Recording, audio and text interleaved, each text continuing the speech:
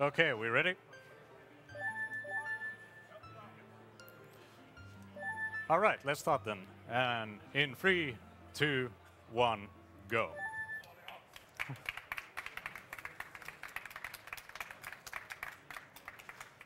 So, welcome everybody to watch Majora's Mask, All Fairy Rewards. And All Fairy Rewards is a category where I will collect all six of the Fairy Rewards and then beat the game. And those Fairy Rewards are Magic, Great Fairy Mask, and from the temples are Great Spin, Double Magic, Double Defense, and Great Fairy Sword. And I'm playing on the Wii Virtual Console release of the game, which has less lag and faster loading zones than N64. And also I'm playing on the Japanese version of the game, which has some version-specific glitches, or not glitches, but features you'll see later in the run. With me commentating is Zaz. Hello, I'm Zaz, and I'll be helping with the commentary. So yeah, first off, we have the intro cutscene, and this game altogether has notoriously long intros, so it's gonna be a lot of cutscenes at the beginning.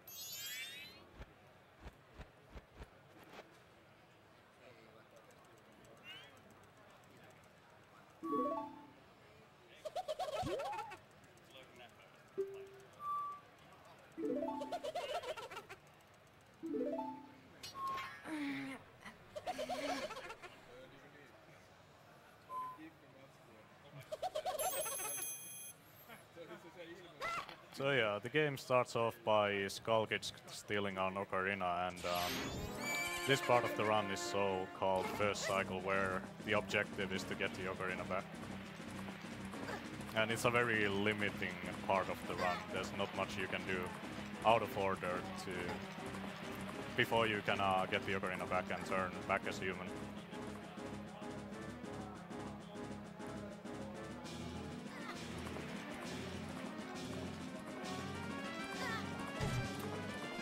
So, now after this cutscene I'm gaining control, and here's the first movement tech you'll see, which is called backwalking. And walking backwards, the speed is faster than walking forwards or rolling, so for long distances this is the fastest method of traveling without any tricks. But it's only worth for long distances, since you can only travel linear, so a general rule of thumb is if the distance is within 5 rolls or less, it's worth to just roll rather than backwalk.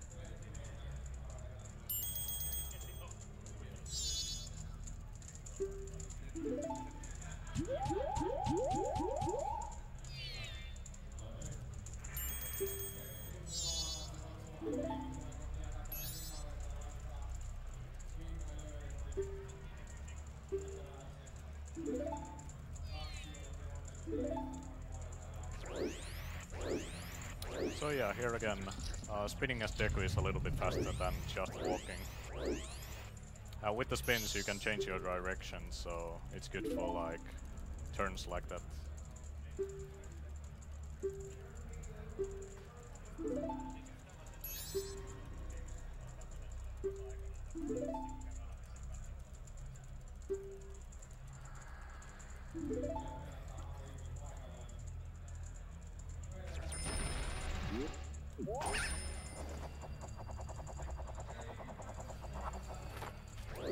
And in this next room there's actually the first trick of the run. On this next Deku flower there's a Tattle text box trigger, but if I side hop and land in the flower immediately I can skip it. Like that. And once we head into the clock tower there's the first cutscene skip in the game. So what I'm gonna do here is that I'm gonna delay the starting of the cutscene. I'm gonna start pause buffering, which is going in and out of the pause menu repeatedly to advance the game frame by frame. And what that does, that delays the starting of the cutscene, since the cutscenes in this game require 2 frames to start. So if I can hit that loading zone.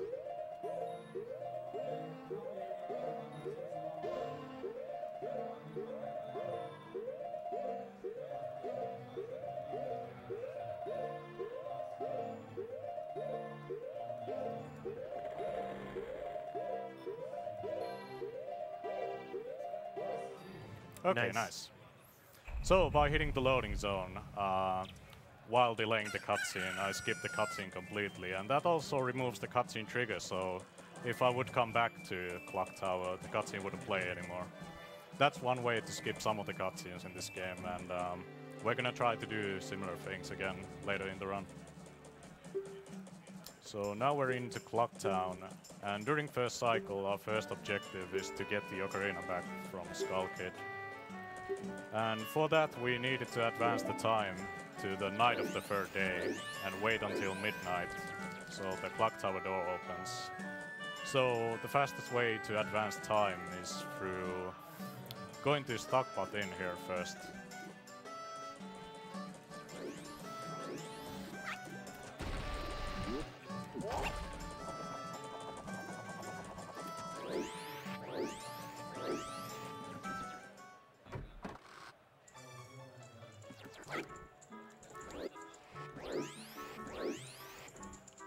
Here I'm gonna listen to Grandma's stories twice.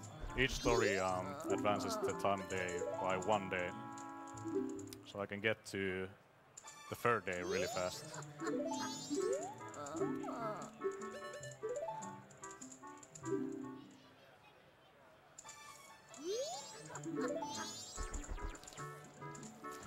But since we can't advance to the night of the 3rd day using Grandma, we're gonna have to go somewhere else.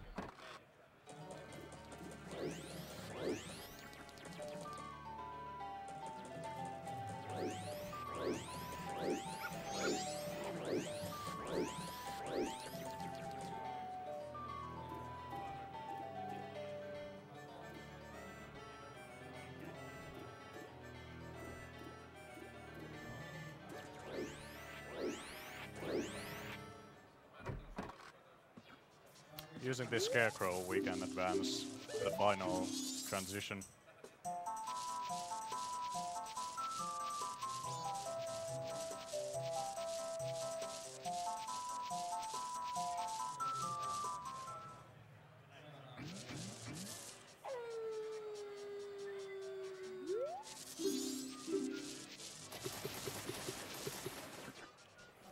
And now we just have to wait until midnight. And while we're waiting, we can do some things. First of all, I'm gonna collect the Stray Fairy in East Clock Town so we can get magic. And after that, I'm gonna get some rupees.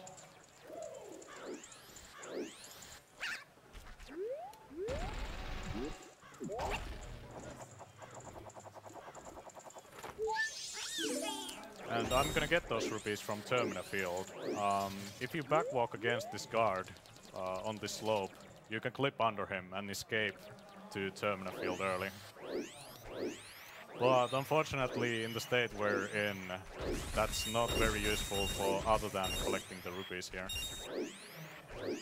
There are some rupees in Clocktown also that I could get, but these are the fastest ones since I have to kill time anyway. And going into Termina Field and going out of it freezes the in-game time the less. For example, if you would get the 100 rupee chest in Stockbot Inn, opening the doors would freeze the in-game time and make you lose real time because of that. And this is one of the RNG parts of the run, although it doesn't matter much. I need at least 60 rupees and that's almost guaranteed every time. But if I get over 60, that'll save some time due to rupee routing and menuing.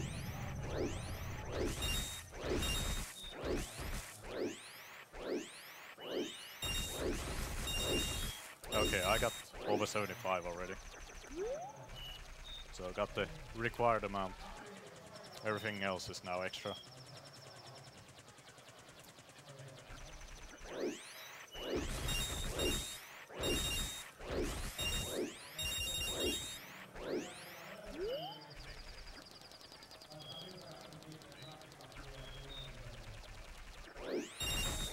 Okay, there's 90.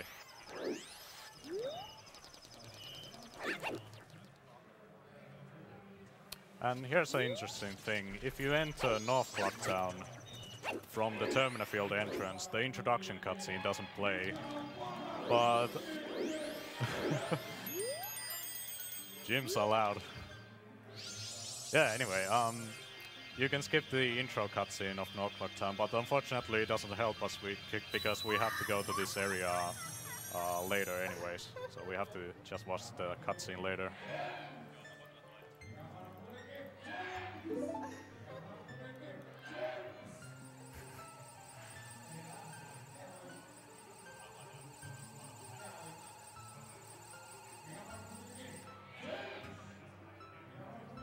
Where? Kiss.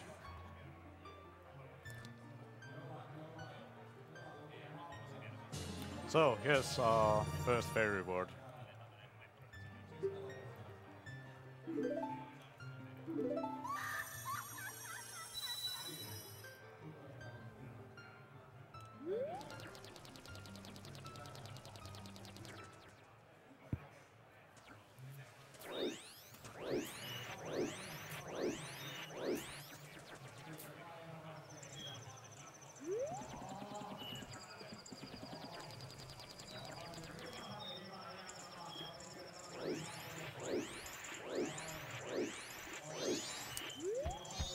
And I'm gonna deposit the rupees I just got for later use.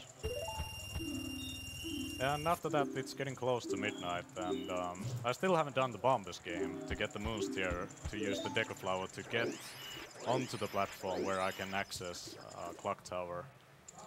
So I'm gonna do something different instead, which is called a gainer.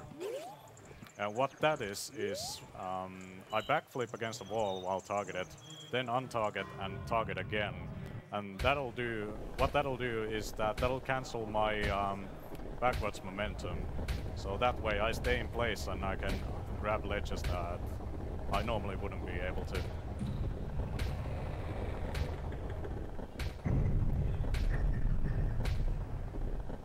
So, what makes this category a good speedrun compared to normal categories like any percent or 100%? The temples are very interesting once you have to collect all the fairies, and that's pretty much the whole point of this category compared to any percent. There's gonna be a lot of good temple action once we get to those. In categories like any percent or all masks, or other than that don't collect the fairies in the temples, they skip a lot that's in the temples in those runs.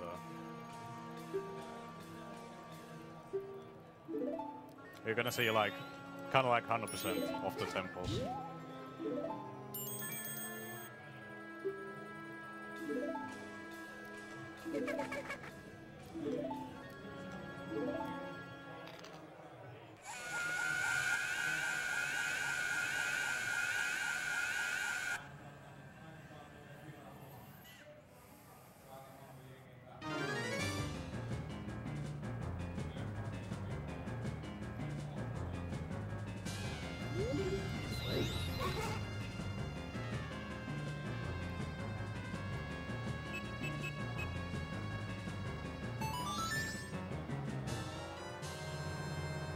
So now we have our Ocarina back, and we're gonna learn Song of Time, and after that, first cycle is gonna come to closure.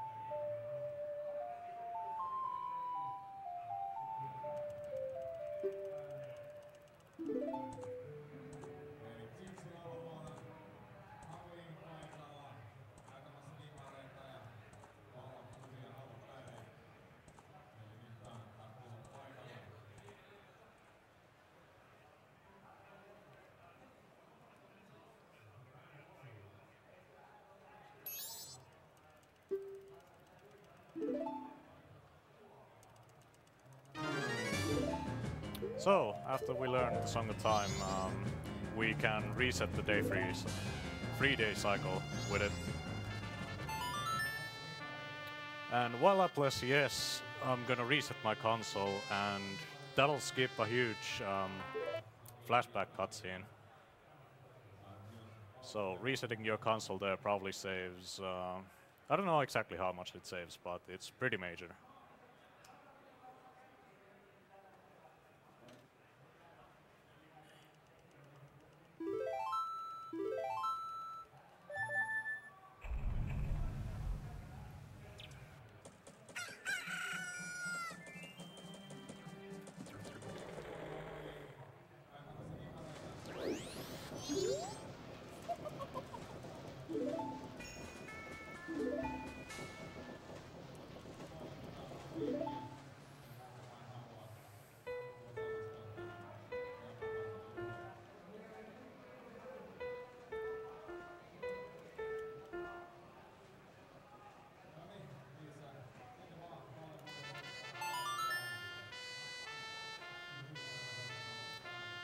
With the Song of Healing, we can finally turn back as human.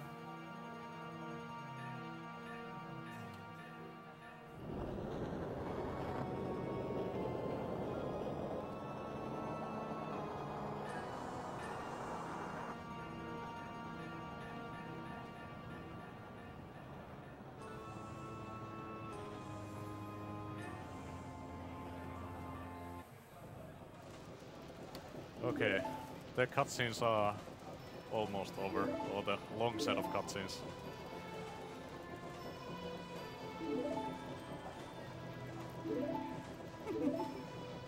This game has a really slow start, but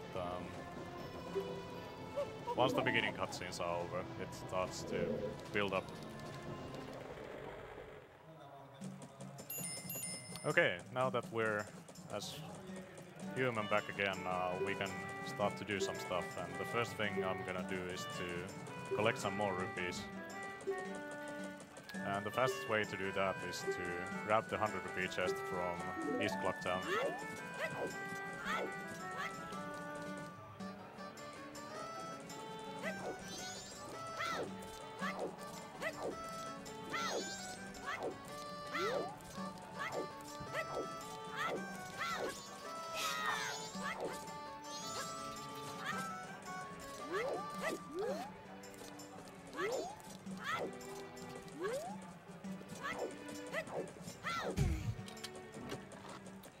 And I want to get these rupees and the rupees from Terminal Field because I'm gonna be buying a lot of explosives, and those are really important in Majora's Mask speedrunning. Explosives can be abused in a number of different ways, and they are really the meat of the run, if you could say. So I'm gonna buy the bomb bag and 10 bomb juice, and then, whoops, we're gonna hit the hidden owl. And Zaz, can you explain it while I focus? Okay, so now that we're normal human Link, we can actually do a lot more than as a Deku Link, and we're gonna start using those tricks right from the beginning. And here we're going to go out of bounds to hit a warp owl that you're not normally supposed to access. And this you can do by grabbing the bomb with your sword, causing infinite sword glitch, which allows you to stick to air whenever your shield gets hit. So he's using backflips to go up in the air and then explosions to stick himself there to allow him to jump again higher and higher each time. And there you saw him hit the hidden owl that you normally can't hit. And it's supposed to be a placeholder. It looks like, oh, there's an owl in the next area, but it's actually a working owl, but it's not linked the same way as the actual owls. So he has the power of the warp owls, but he doesn't actually have any working owls that he could warp to. So when he's causing the warps to happen, the marker will not find any owls for him to warp, and thus it's going to stay wherever he leaves the marker in the map screen previously. So what this allows him to do is choose the location on the map first and then trigger the warp there, when in normal cases the normal owls would cancel the previous map selection. Yeah, after that I want to head to Deku Palace, and I'm gonna take a bit of unusual route there.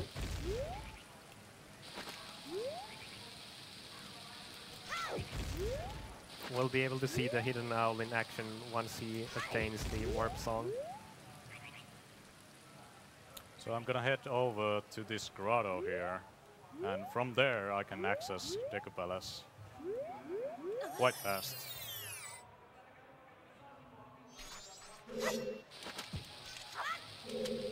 And here we're doing some more hovering using infinite sword glitch and explosives. And one thing about these holes or grottos is that they're all linked on the same map. Outside this hole are all the other holes in the entire game. So if you're able to jump out from this hole and into one of the other holes, then you can essentially travel between each hole location freely.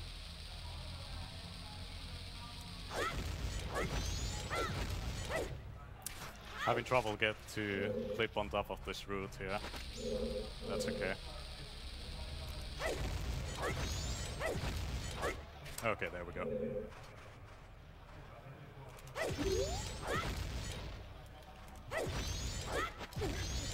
So he's now outside the hole. This is called a mega flip. and he's basically going towards a second hole that's invisible for now. But it's still actually there, because all the holes are linked together. Oh no, I failed it. That's the one trick I didn't want to fail, and apparently I got a slow mega flip, so...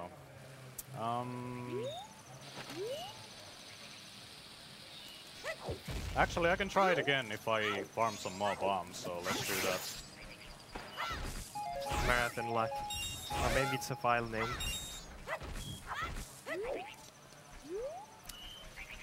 Ah, that's too bad. I could do the swamp route, but since I have 7 chews still, might as well try it again. Earlier you saw him perform a little faster movement, which is called a HES, or Hydro Extended Super Slide, but since that requires explosives, we're not using it right now. We can explain more about that trick soon again. Yeah, so basically what the HES is that you abuse the invincibility frames of your roll, and if you hold something called an ESS position, you can keep that speed.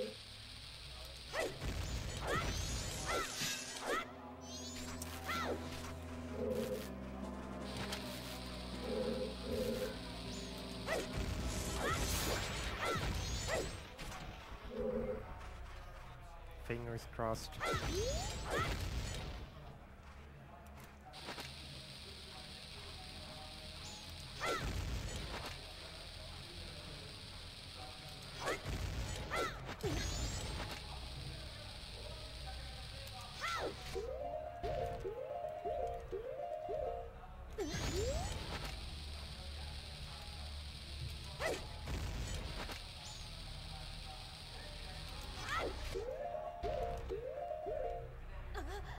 Okay, there we go. So I need to find the exit of this grotto, and that'll take me to Deku Palace. And here I could hover onto that platform, but since I wasted so many explosives, it's out of option.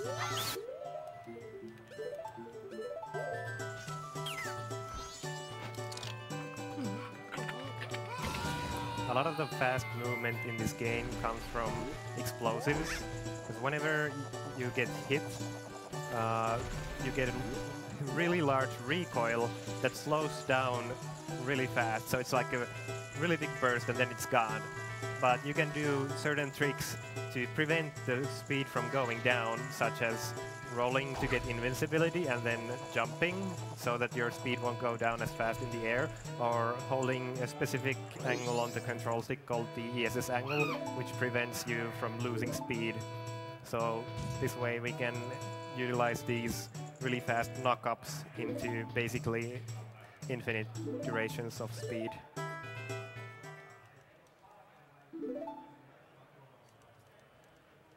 Yeah, a lot of the bomb tricks have to do with explosives giving either a lot of recoil speed or a lot of speed when you shield them, or hitting your shield.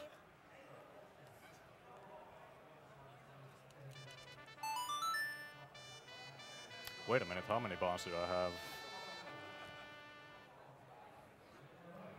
Well, one is all I need to get past the big octo.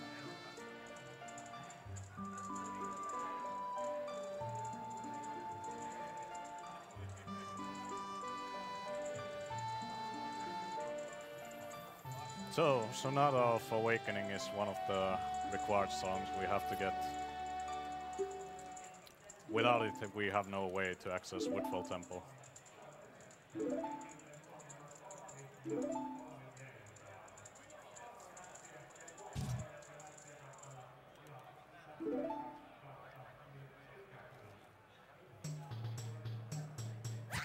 I have one bomb, okay.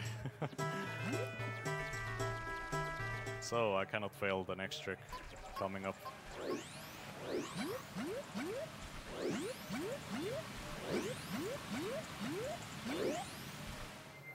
So here I can jump to the root of this log.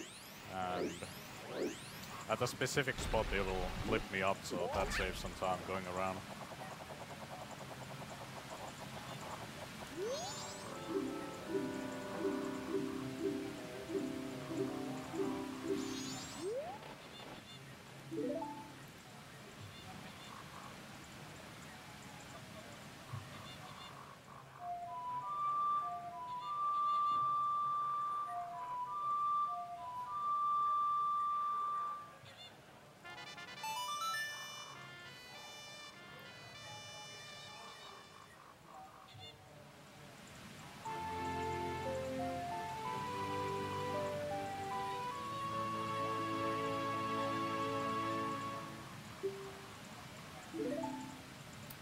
So, after this, I want to get to the Woods of Mystery, but there's a big Octo blocking my way. But what I can do is, I'll place a bomb here, and turn to Deku and shield the explosion, and that'll give me a lot of backwards momentum. And with that I can get past the Octo without getting sucked in.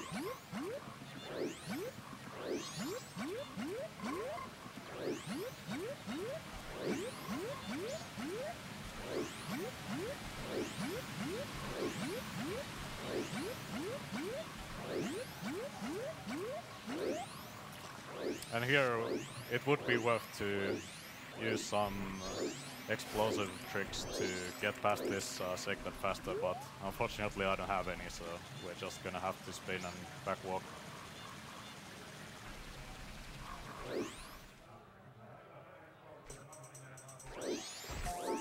And here in the Woods of Mystery, the path is always the same on that given day, so if you memorize it, you can just go through.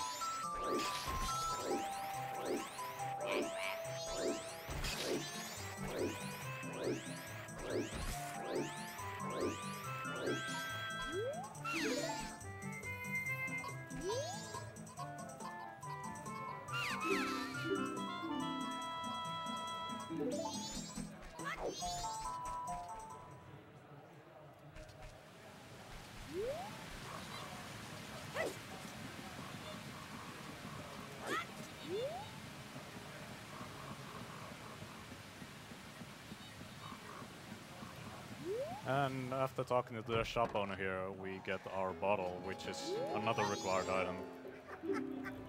And red potion, which we are supposed to use to help her sister, but we're just gonna leave. So here you see the hidden owl glitch in action. By selecting Deku Palace on the map screen, that manipulates the index of the hidden owl to point towards Mountain Village. So I can soar to different owl locations without actually ever hitting them.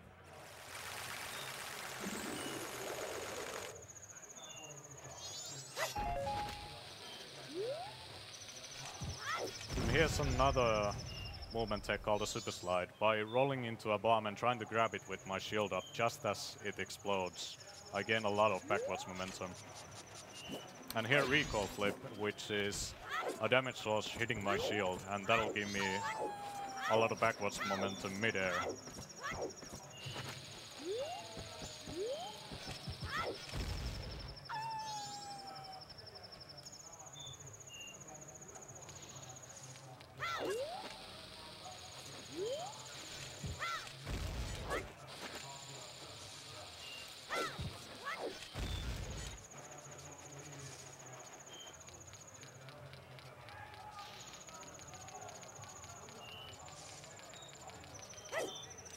So next up we're gonna get the Lens of Truth so we can collect Goron Mask.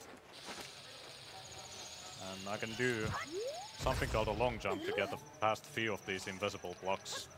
And getting hit by a bomb while you're standing next to a ledge gives you a lot of speed for your jump, so you can cross bigger gaps with them.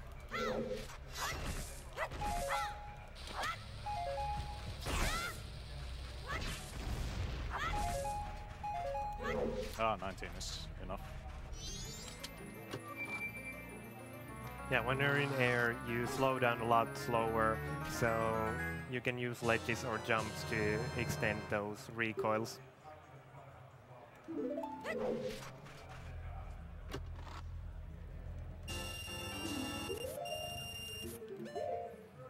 And after getting the lens, we're gonna soar back to the mountain village owl to go to Darmani's grave.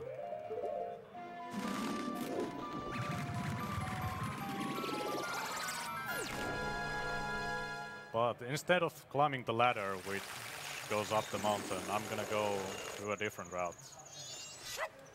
So I'm gonna activate the infinite show glitch here, and it has a property that allows me to not fall off ledges. So I can walk up this seam that way.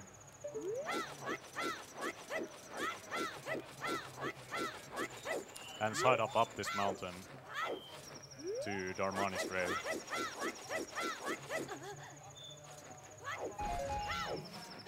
Also, I should probably invert. Since I wasted so much time with the grotto warp, I'll have to slow down the time. I don't want it to turn day just yet.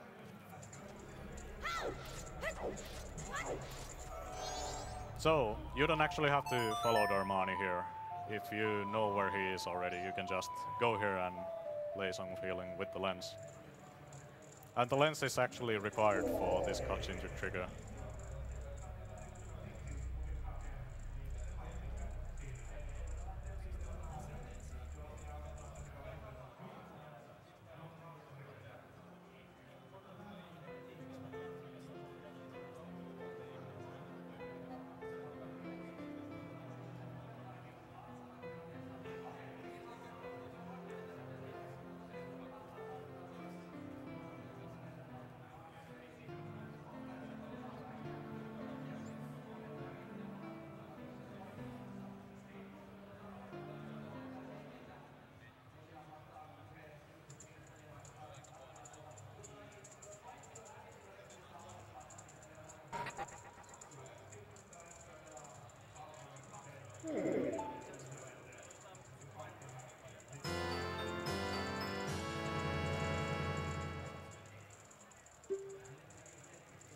So now we have the Goron Mask, and Goron Mask is also required to collect all the fairies in the temples. It isn't required for game completion, but for this category we need to collect the Goron Mask for one switch in Snowhead Temple. If we would somehow activate that switch, you could skip Goron Mask completely. So after that, I want to go to Clocktown and collect the Great Fairy Mask before we go into any temples. And also I need to buy more explosives since I wasted so many during the Grotto Warp. And there was a minor trick he did there where he put on the Deku mask first and then the Goron mask. Because if you're wearing a transformation mask and you put on a new one, it's not going to play the first time cutscene of you putting on that mask. If you were a human and put on the Goron mask, you'd see a short cutscene of Link screaming.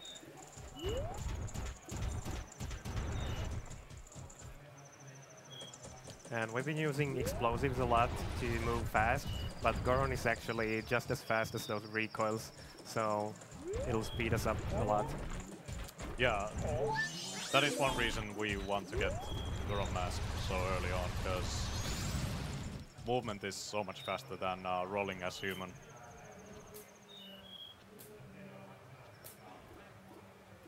And the magic spike roll of the Goron is actually the same speed as a super slide or a Hess. And coming up to this fairy fountain, I'm gonna do a cutscene skip. So I don't have to watch the cutscene of getting Great Fairy Mask. So I'm gonna super slide and clip through this corner here. And hopefully void in the out of bounds water, yeah, okay. And what that did was it voided me out on the same frame as the cutscene started, and the game gives you the item on the same frame, or the first frame of the cutscene. So I skipped the cutscene, but still got the Great Fairy Mask in my inventory. And after that, we're gonna head to Great Bay and collect the Zora Mask.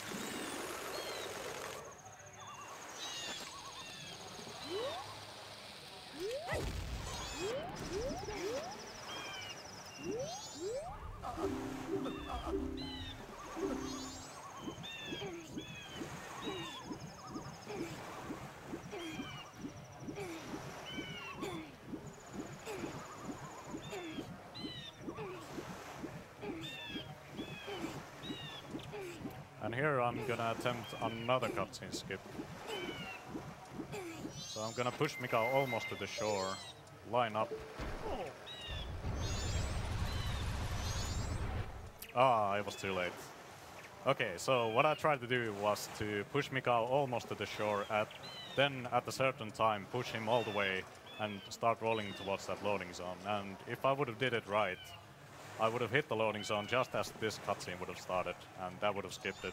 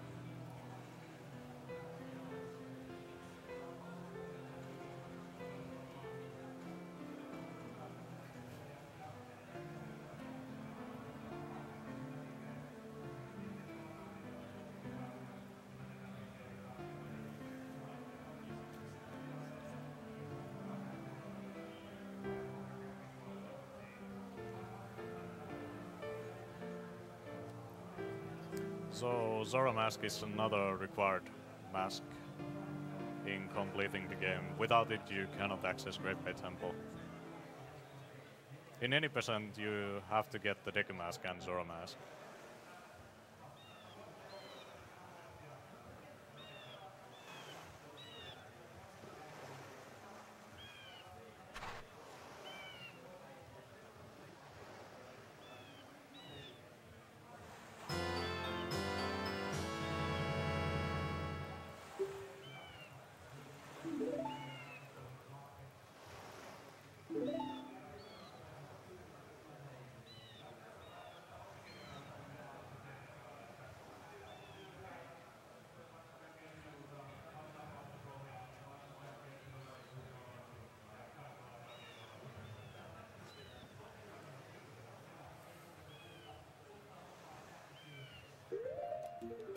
So after getting the Zora mask, we're gonna head to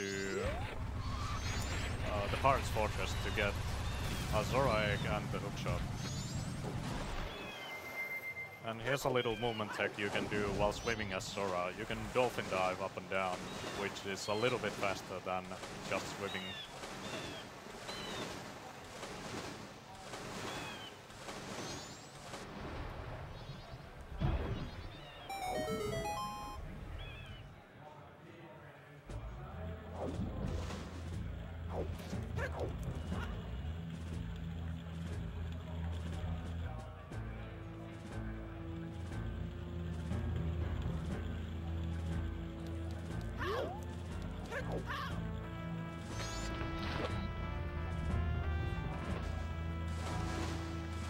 So to get inside, I'm gonna head over to this piece of land here. Normally you're supposed to have the hook shot. This is like a shortcut if you completed the servers already, but we can just hover across.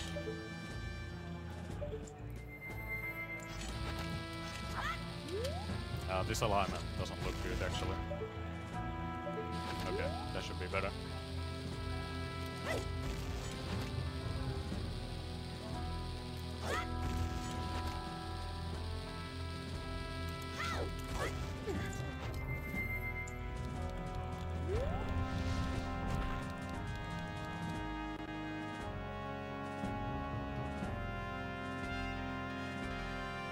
And in Pirate's Fortress, we're gonna see the main reason why the Japanese version is preferred for this category.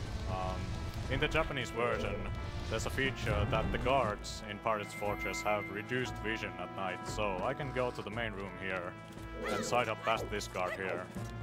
And after that, I can long jump onto this tank here.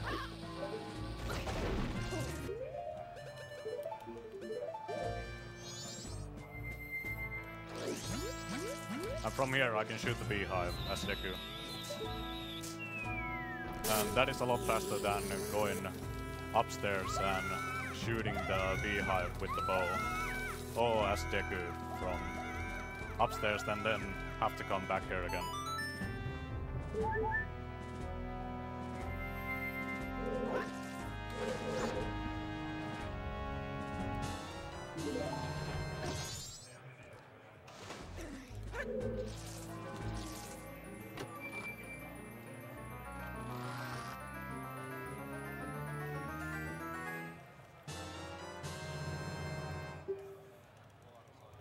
So after we got the hook shot and one Zora egg, I'm gonna head out to Woodfall.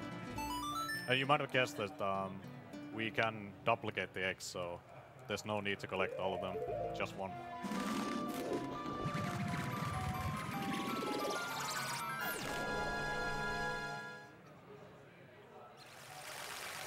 Oh, the screen is really small. I should be able to make into Woodfall without having to watch the transition. Hopefully.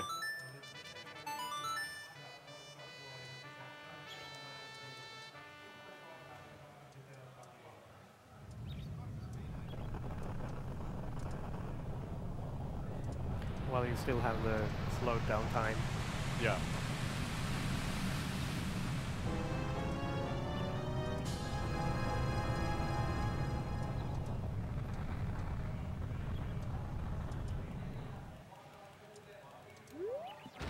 Oh, I don't know, it's gonna be close.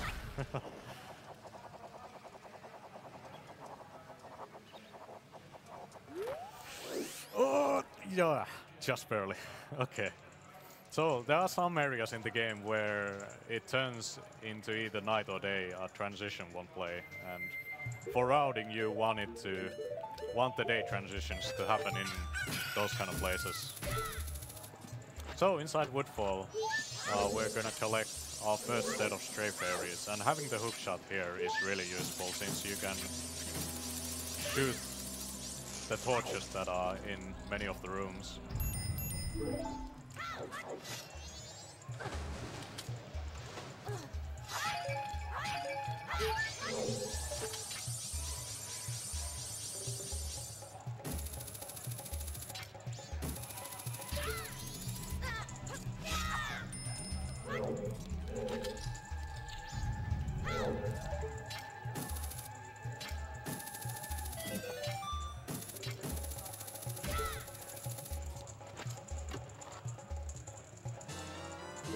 Here I wanna collect the small key, but go back to the upper platform to get the bow, so voiding out as Goron in the water is a convenient way to do that.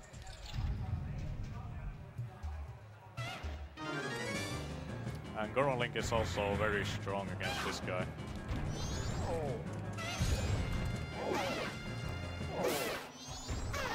One pound would have killed him, but 2 punches will do as well.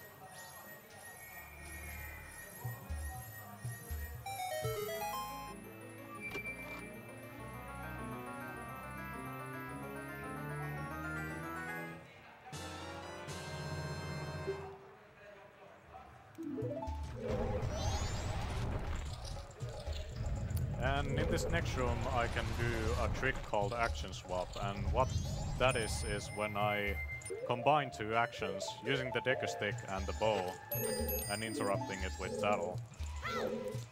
And what that allows me to do is to shoot unlit arrow. I don't know exactly how that works, but it's cool that it does. Do you know any better, Sass?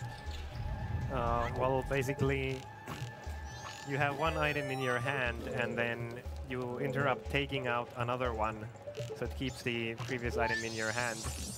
And then that allows you to skip taking out the second item, so it basically just appears in Link's hand. And what that does is it doesn't properly update what item is in Link's hand because of the skipped equip animation. So it thinks that his Deku stick is a bow that he can shoot. And since the Deku Stick doesn't have a properly assigned ammunition type to it, it'll shoot a lit arrow. Yeah, and in the last room, the trick where I used to shoot through walls is called an extended bow. So if I cancel my bow and then re-equip it again, or reuse it again, I can clip inside the wall a little bit and shoot through it. Yeah, basically if you're doing movement while aiming and you cancel the aim, there's one frame where Link is holding the item further in. So if you take out the bow out again during that frame, then you can actually use the extended state to shoot through things.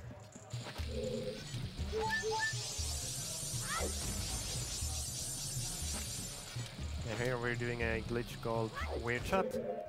Rolling into explosives and holding a specific spot on the control stick glitches out Link's animation. He's basically spazzing out in all the directions, and if you take out an item like Hookshot during that animation, you can freeze Link into it. So he takes it out while Link's animation glitches into the ground and he's able to shoot from underneath the ground.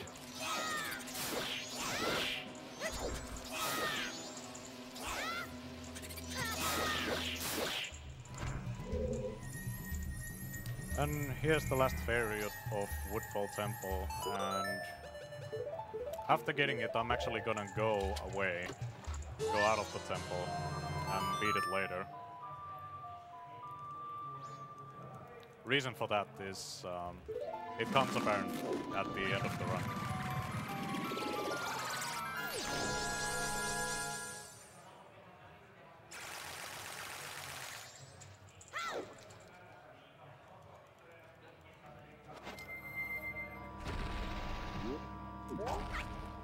Oh, whoops. The lag is so bad here sometimes that messes up the timing.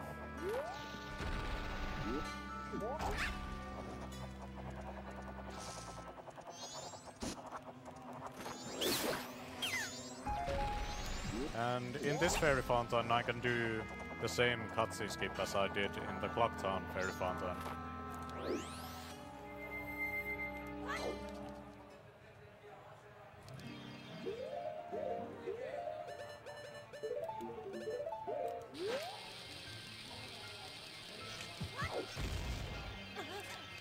Oh, whoops. Luckily I didn't hit the cutscene trigger.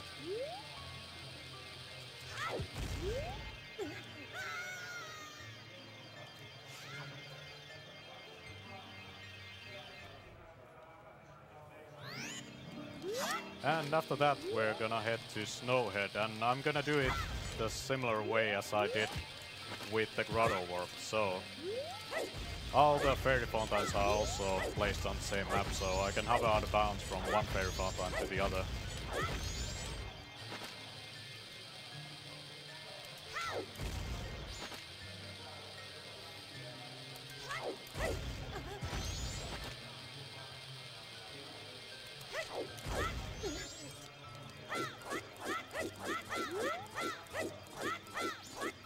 But I don't have the Goron Lullaby yet, so we're gonna do a little trick to bypass that problem.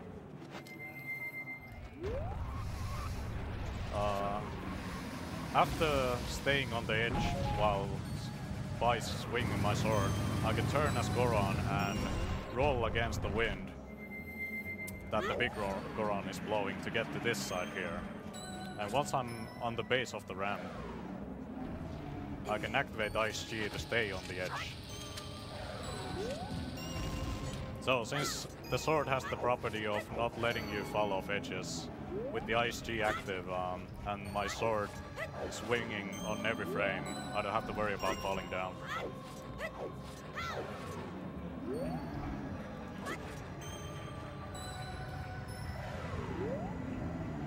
So this trick essentially skips getting the Goron Lullaby completely. Gotta watch out for the snowball there. if I would get hit by one of those snowballs, that would cancel the infinite sword glitch and I would fall down, so gotta be careful about that.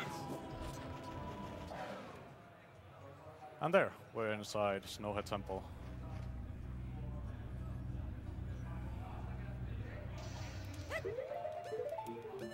And first thing I want to do is to side hop to clip past this block here. Saves a little bit of time over pushing it.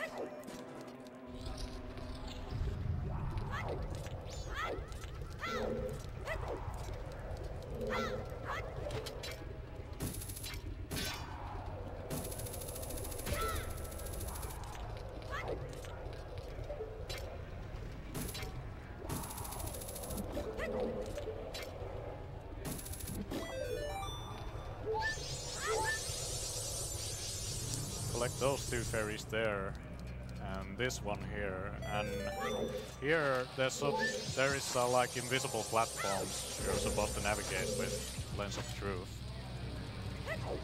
But with the workshop glitch, I can hookshot the fairy chest from out of bounds and just collect it this way.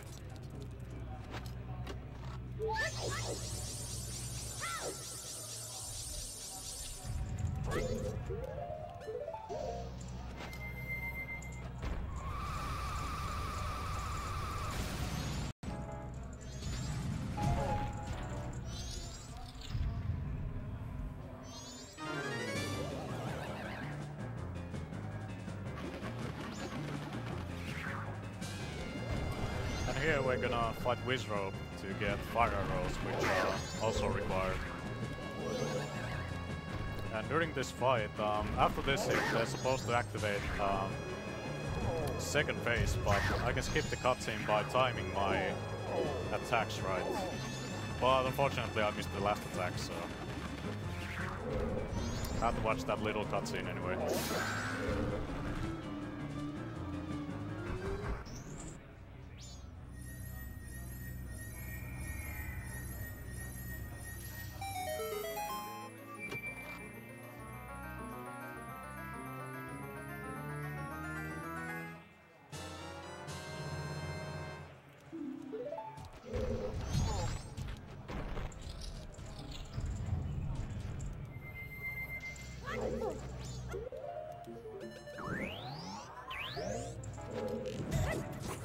So after getting fire arrows, we're gonna head off to the first level. Collect some more fairies here.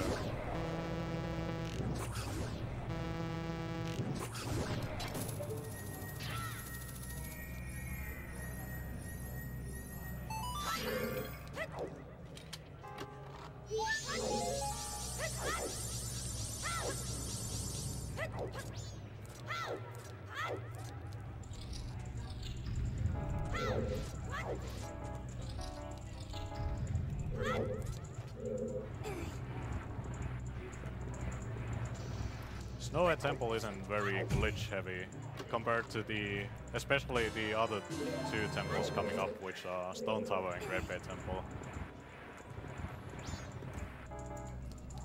Snowhead is very like movement and other execution heavy.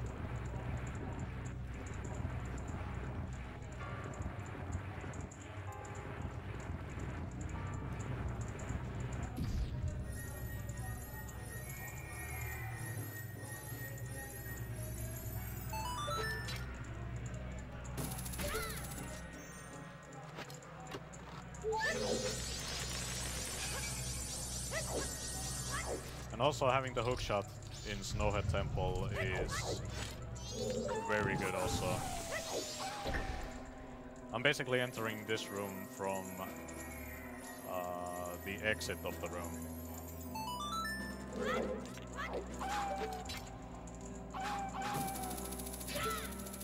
With being able to hookshot these torches, I can skip pushing the blocks that are frozen inside the ice.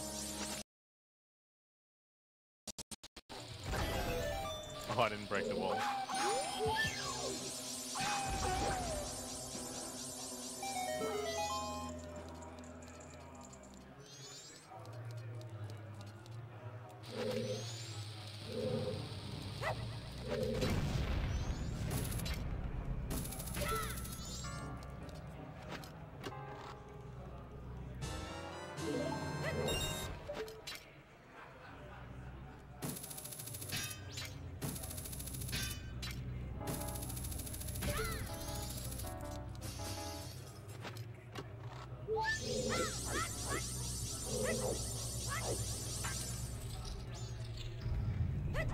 Oh yeah, I should try for bombs. Oh, I got 2 drops, nice.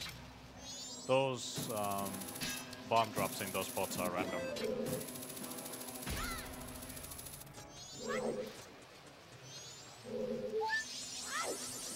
There's a lot of like secrets, alcoves inside walls that you're supposed to see with Lens of Truth, but if you know where they are, you can just shoot them.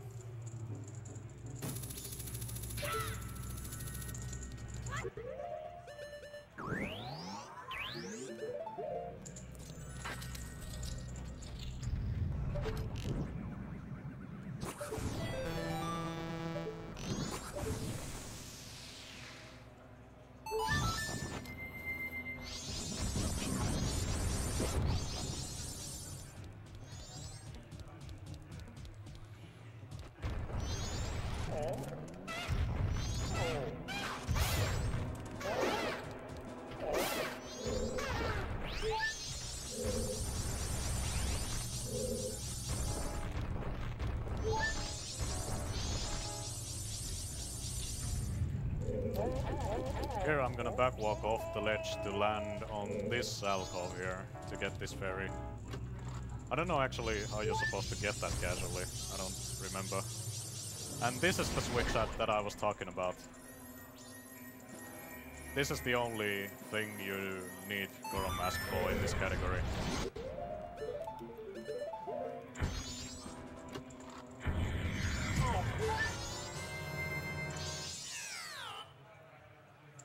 And after that, since we got all the fairies, we're gonna head off to the boss door. So I'm gonna... Whoops.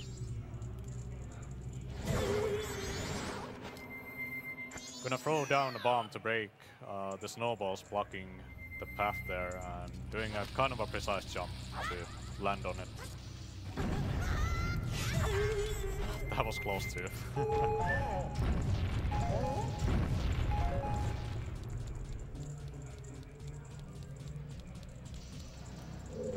And there's the boss door, but I don't have a boss key, but that is alright. I can use a bomb to recall inside the corner there to go out of bounds and jump past the door into the boss door's loading zone. A lot of the maps can be broken with high speeds. If there are like tight corners, then Link can push through with enough speed. Yeah, similar concept is with the Fairy Fountain cutscene skips. With enough speed you can clip through the corners and in a lot of other places too.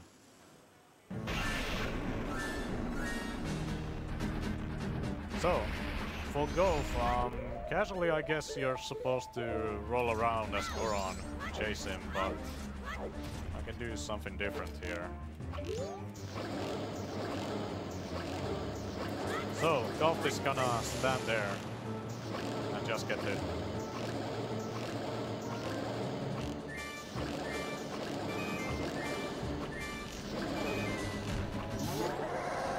Mess up the fight a little. I shot a couple of shots too fast, so they didn't hit. But that's alright. So how that fight worked was, at the start of the fight, Golf goes to that spot to wait for you, and there's a spot where you can shoot him, but he doesn't see you, and he waits in that spot for a certain time. So you can never use that to keep landing shots on him and without him ever attacking you. So I first shot 5 times and then side hopped into his view, which resetted the wait timer, and then did the rest 10 shots.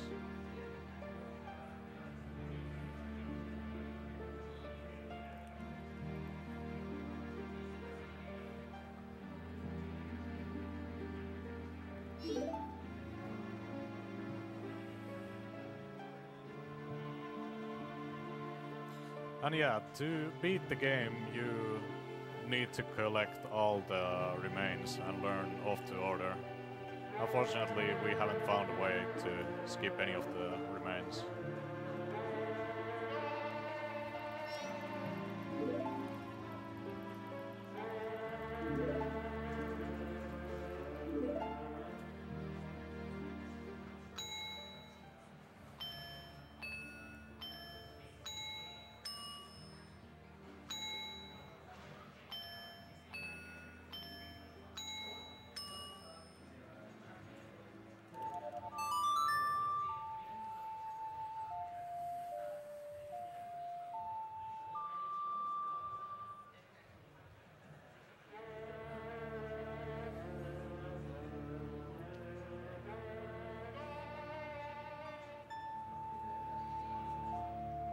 And unfortunately, we can't skip this cutscene because it's the only way to get this song, which is required for the end game.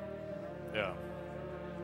There's a way to skip these cutscenes by doing something called Song of Time storage. And that allows you to save the game just as you pick up the remains. But another problem for this category is also that we would get rid of our stray fairies by saving the game, so we can only do it for the last temple, which is Woodfall, since we deposited the fairies already.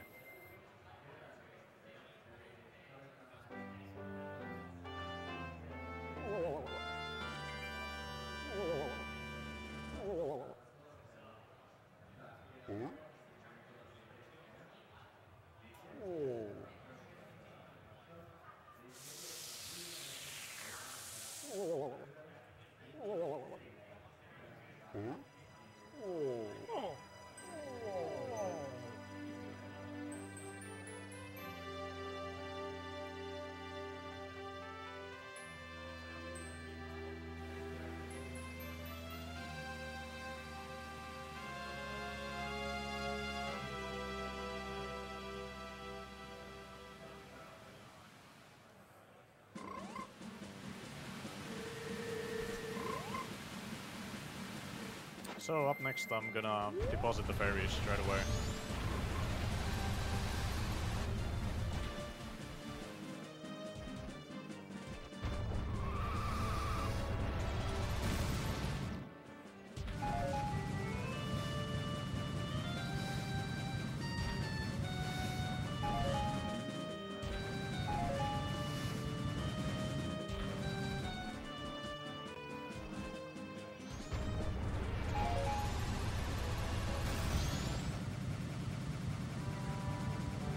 Oh no. Oh boy. Gotta be more careful.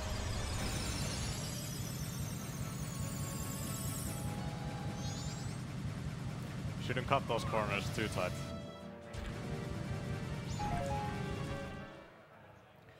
And for this fair reward, we can't do the cutscene skip, because this cutscene works differently. This cutscene gives you the fair reward as the HUD updates, since there's the animation.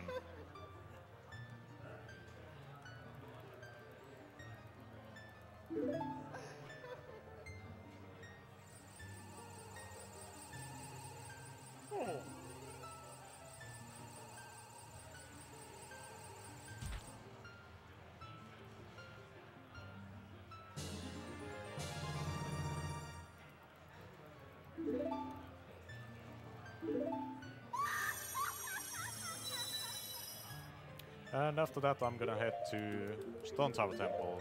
So by selecting Goro Village on the map, I can soar to the top of Stone Tower straight away.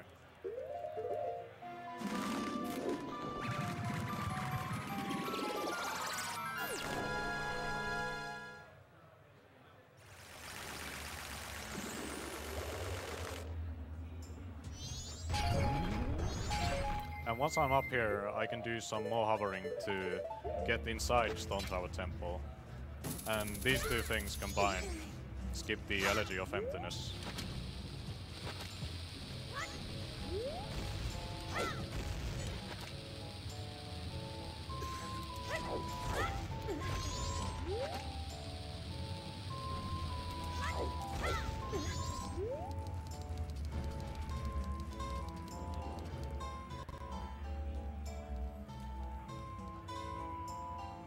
So, like I said, Snowhead Temple was very glitch-free, but this temple is a whole different story.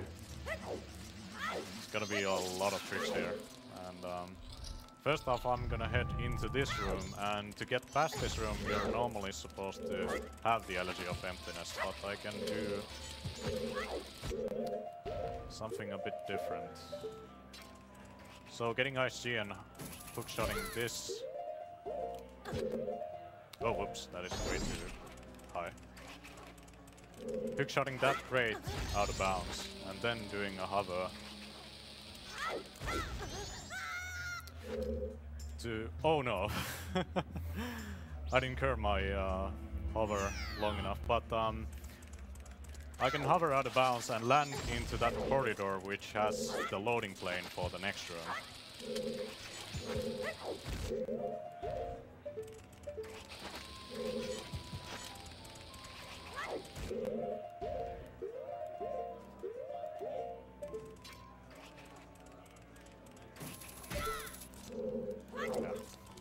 Shot it at the wrong spot.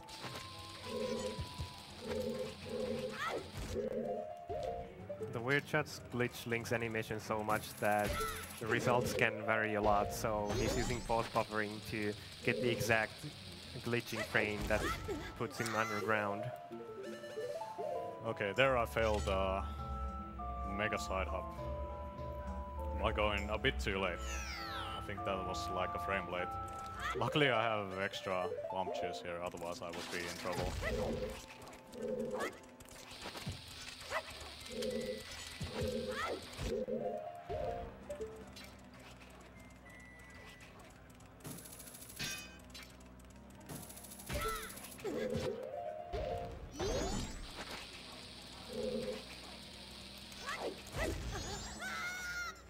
Okay, there we go. So, mega side hopping into that corridor and hitting the loading plane allows me to skip the elegy in this temple.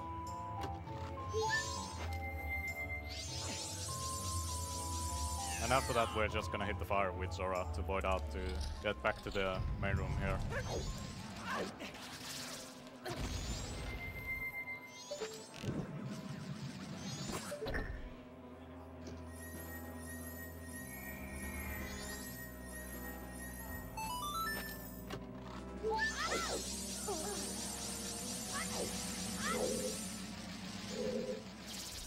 And here, if I place a bomb at a very specific spot and stand in the corner here, the speed of the bomb hitting me will clip me through that sunblock hit there.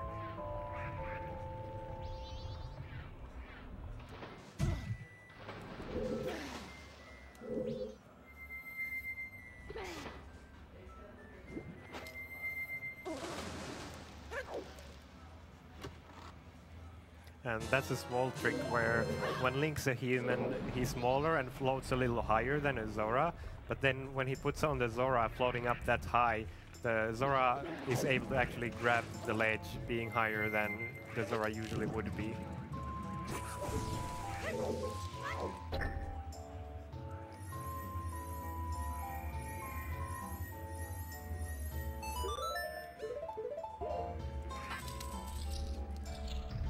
And here I'm gonna skip the mirror shield by doing another weird shot here. That's probably too early. Yeah, I got hit.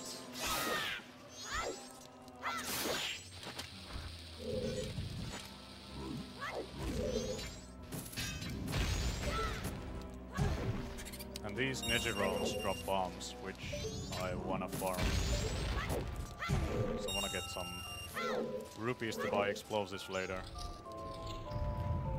Unfortunately, I got bad luck there, so I have to try again. Okay, there's one.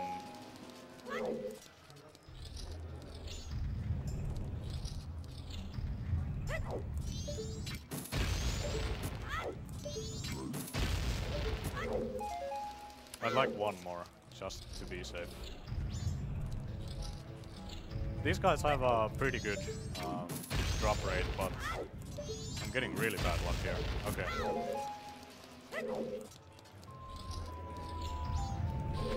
And next, doing a long jump here is a little bit faster to get into this alcove here, rather than using the Deku Mask. And then I can do another weird shot to get past to the other side. And for this fire ring, I can get hit by the fire and use the invincibility to hook shot the chest and open the chest immediately afterwards. If I could get it. Should probably get more health.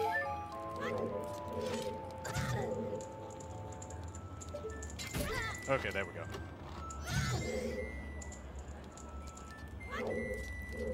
Ah.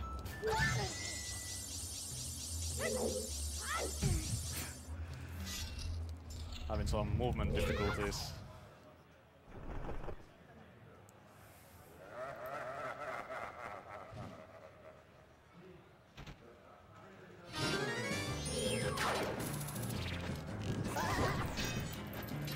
And here for fighting Garo Master, fire arrows are a good weapon.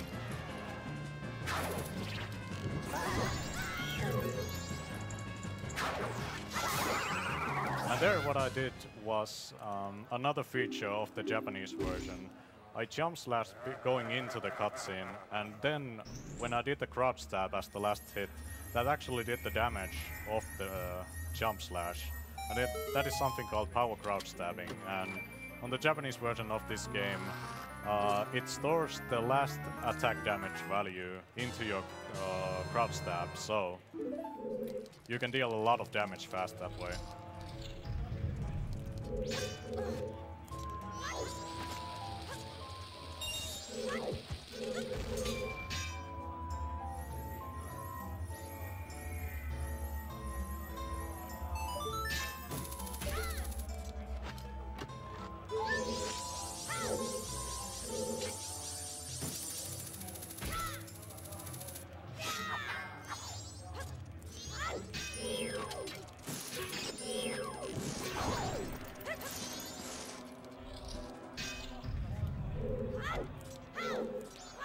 And here I can do a little trick to...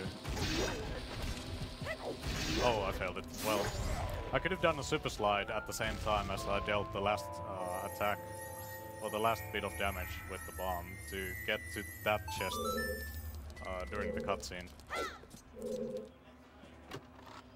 And here I'm gonna use the extended bow again to hit a crystal switch in this main room.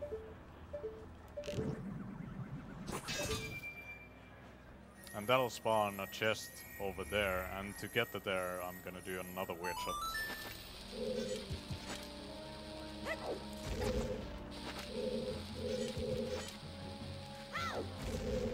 Whoa.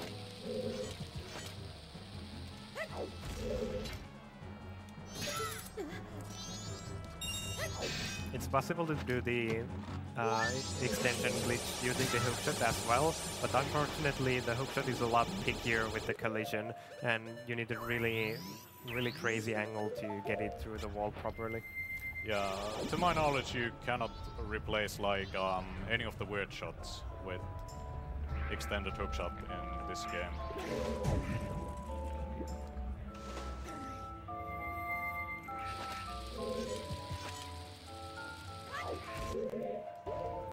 And here I'm gonna do another weird shot to hit this light arrow switch, and after I hit it I side hop down, and I'm falling through the water in the cutscene to get to the bottom really fast.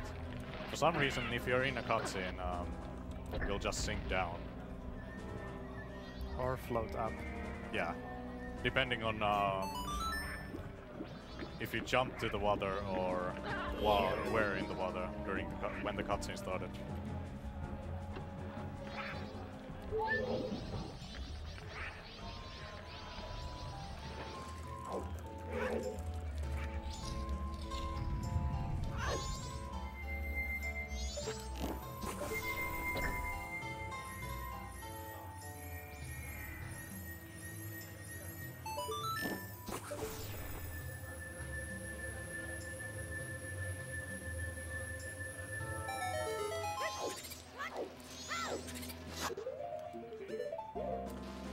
we're getting the last two fairies before inverting Stone Tower.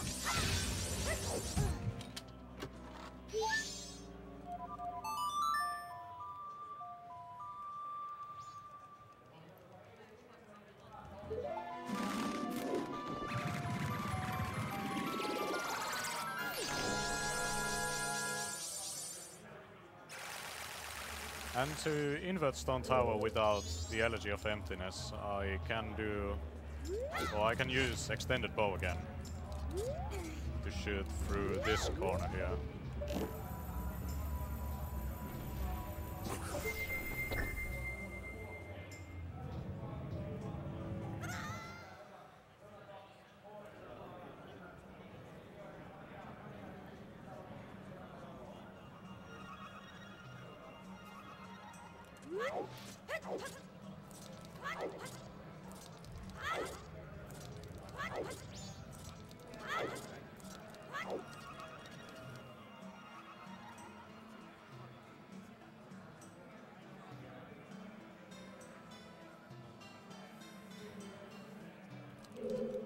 So in inverted Stone Tower Temple there's 5 more fairies we need to get.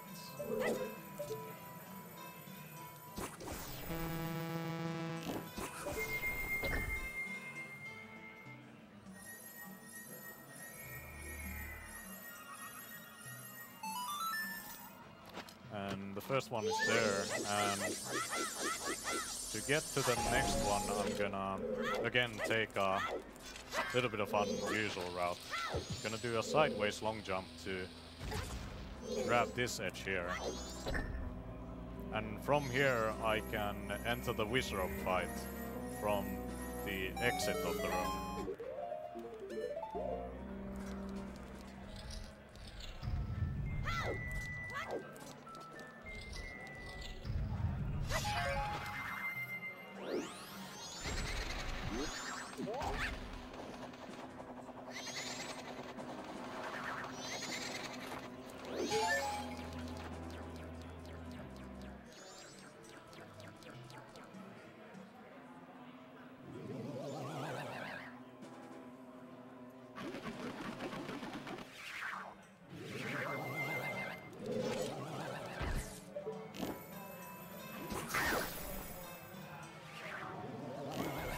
And for this fight you could also do...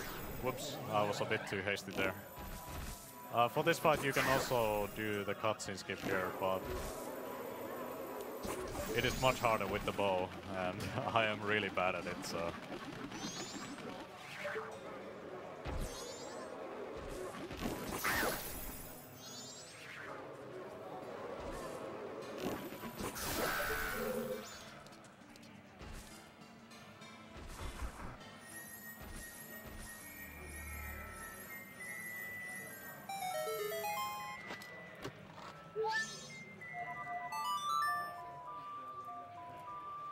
And after this fairy we're gonna head back to the main room, and I hit a switch that spawned an upside down chest.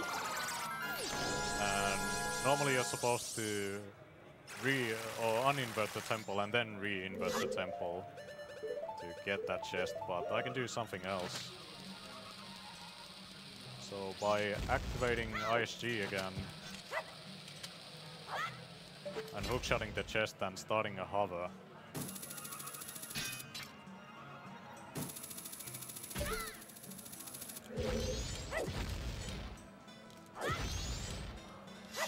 and then slashing my sword, that'll allow me to clip on top of the chest, and from there I can open the chest while it's upside down.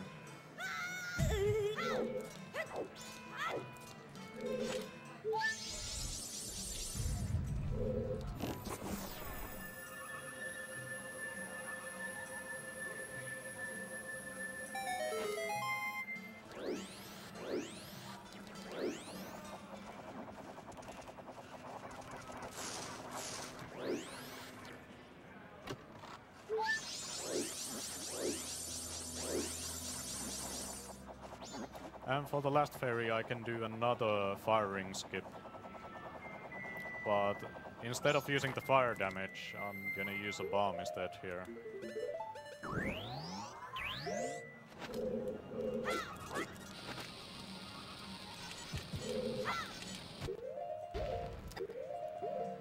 So the bomb will push me inside the fire ring, and on the right frame I can press A to open the chest. You can also do that with the hookshot similar to what I did, but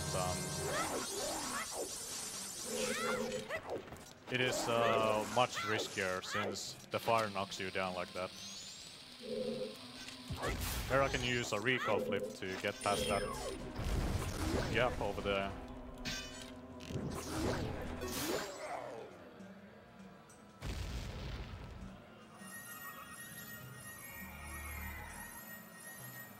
And beating that Igor gives us the Giant's Mask, but we're not gonna get it. We're just gonna head off to the pre-boss door, or pre-boss room. And from here we can do another cutscene skip. Boss key skip, not cutscene skip. By shielding the damage of the spikes here, that gives, puts me on the right spot sideways so I can clip through the door frame on the bus door there. I don't remember, is that actually a ground clip or what kind of... Yeah. Yeah, yeah.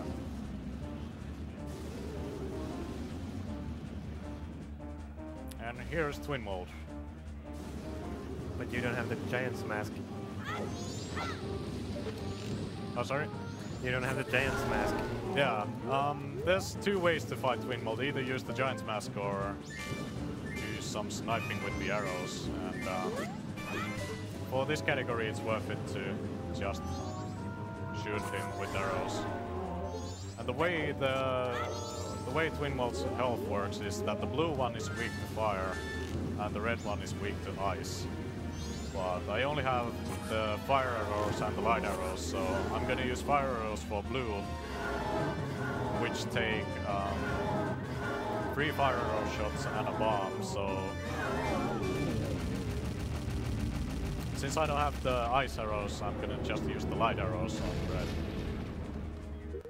It still does a little bit more damage than regular arrows.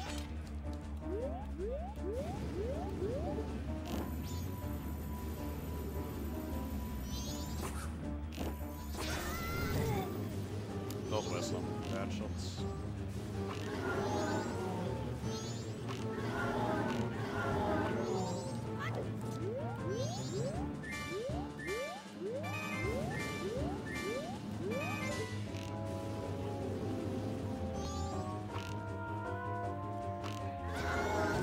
Wow, he's really after me.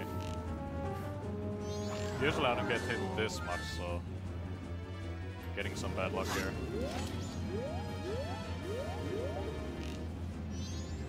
His flying patterns are random, so sometimes he comes charging at you quite often, and sometimes he just leaves you alone.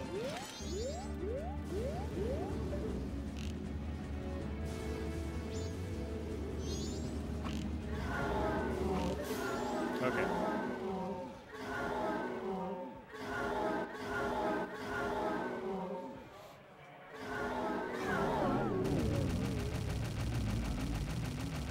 I like this version of the fight a lot more than the 3D version.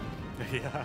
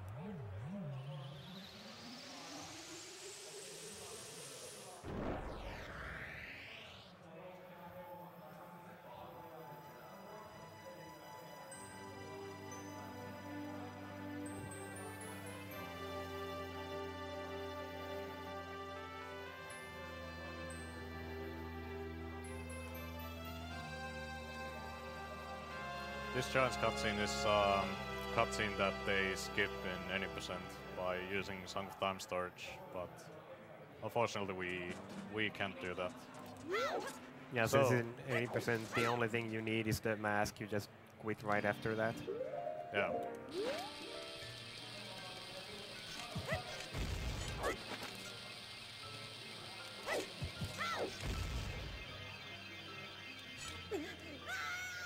So for this fairy fountain I can do the same cutscene skip as for the other two.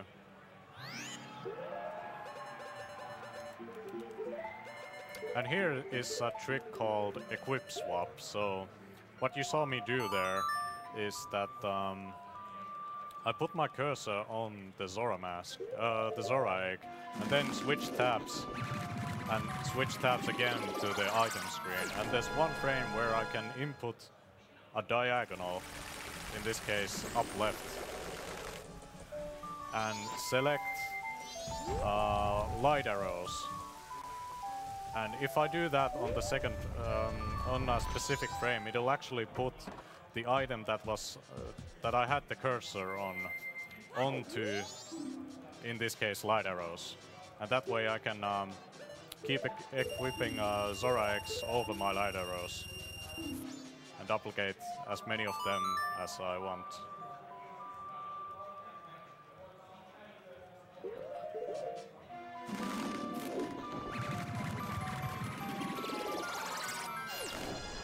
So, restocked on some explosives, and now we're gonna deposit all the 7 Zora X that we have to get the new way Bossa Nova.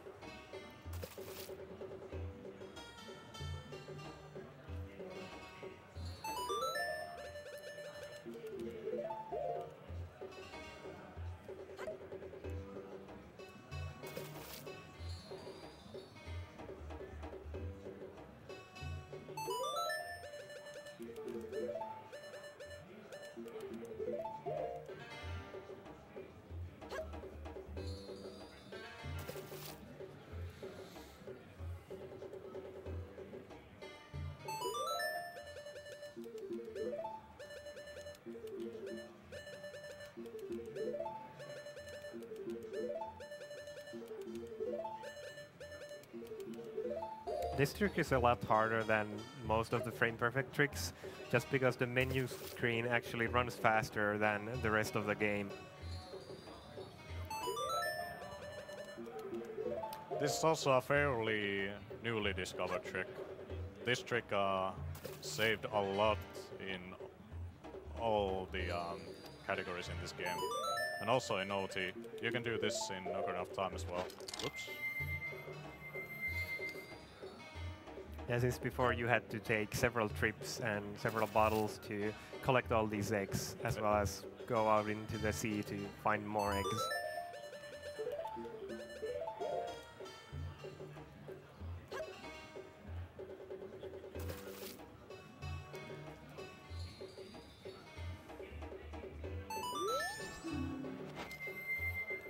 And here, for learning this song, I can do another cutscene skip.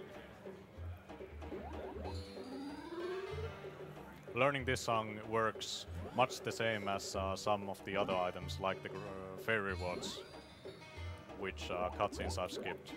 It gives me the song on the first frame of the cutscene, so if I can pause on that frame, I can pull out my ocarina and soar away, and that'll give me the song without having to watch the cutscene. That cutscene skip isn't too bad, because there's actually 2 frames where you can pause. But the cutscene skip that comes after this is frame perfect, so it's gonna be a lot harder.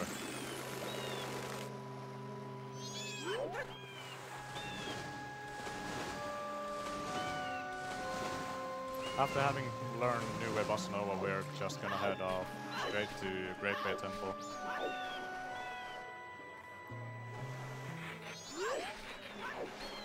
And here you might be wondering, why didn't I just soar to the Zora Cape hole, or the Zora Cape Owl with the hidden owl glitches. And the reason for that is that I didn't have the map point required to do that. That map point is actually Zora Hall, so I would need to be here first before I could soar to this owl with the hidden owl glitch or index warp.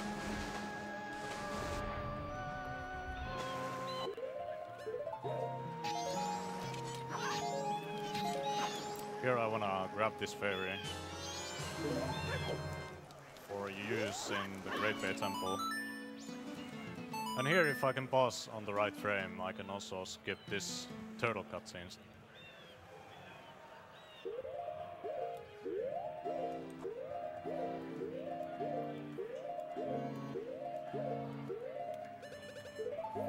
So, similar to the Happy Mask Salesman cutscene skip right at the start of the run, I can delay the starting of that cutscene and enter the loading zone of the Zora Hall here.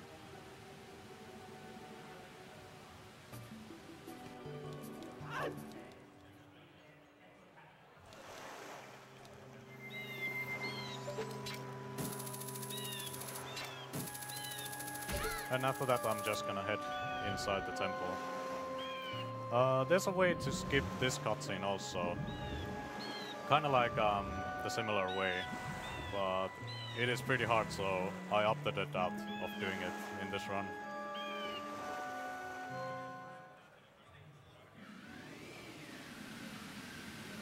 Skipping this cutscene saves around, I believe, 10 to 15 seconds. So it isn't too bad.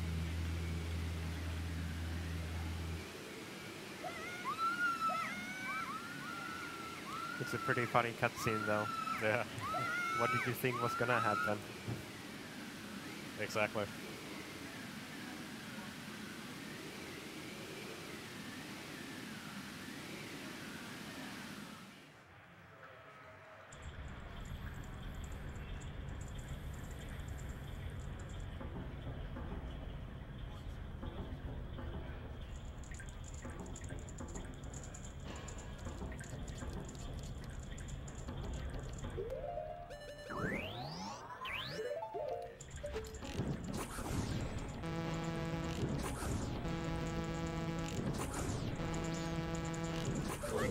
So, Great Bay Temple is pretty interesting too.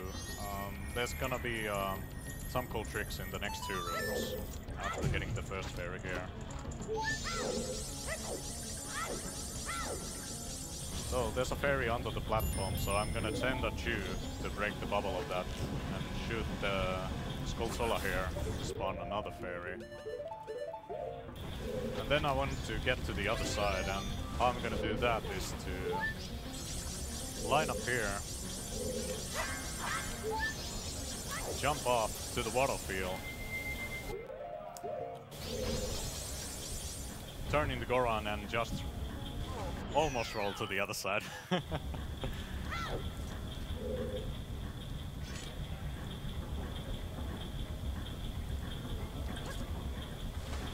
Let's try that again.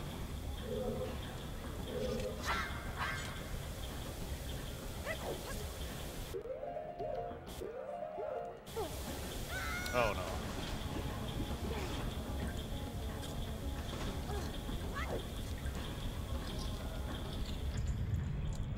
To attempt it again, I have to reload the room because this platform and the water wheel will go out of sync for this trick to work.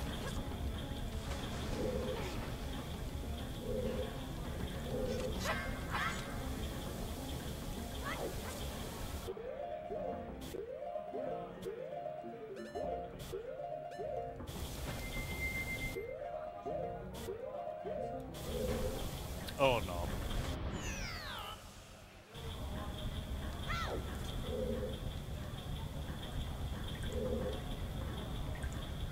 Usually I don't have this much trouble with this, so guess it's a marathon thing.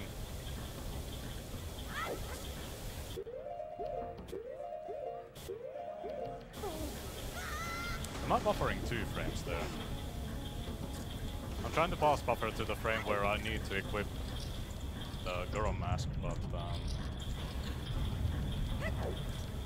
Might have been that I'm not going frame by frame. The buffering looks good to me.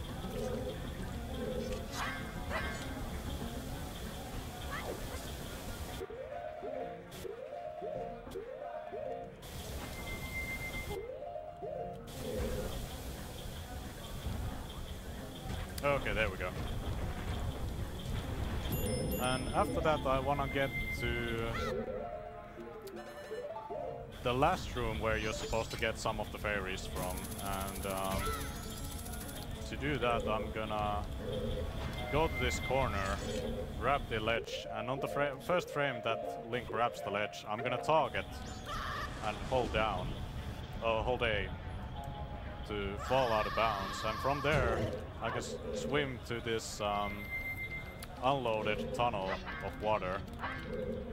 But to get it loaded again, to collect the fairies, I'm gonna do a super swim to swim against the stream to this loading plane here to reload the room and get these 2 fairies here. And doing this skips reversing the water flow in this temple completely.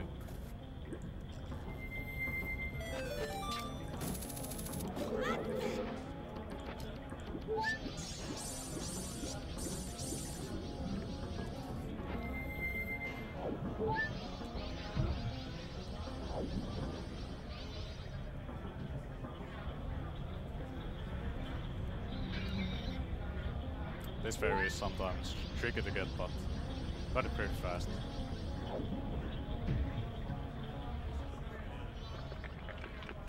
Then there's 1 fairy in the pot here, and after that I'm gonna head off to this platform here.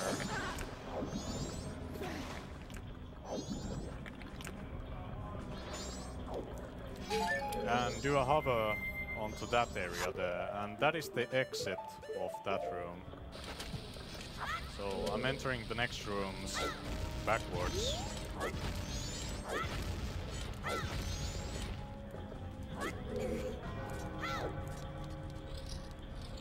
And that is needed to do in order to be able to skip the water flow. Here I'm gonna send a chew that will hopefully break a barrel with a fairy in it.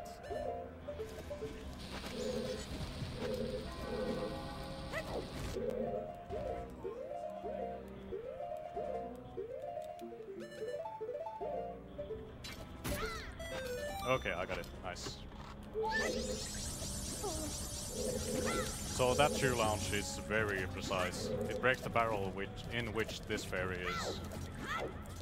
Goes all the way beside the wall there and hit that tiny spot to go down.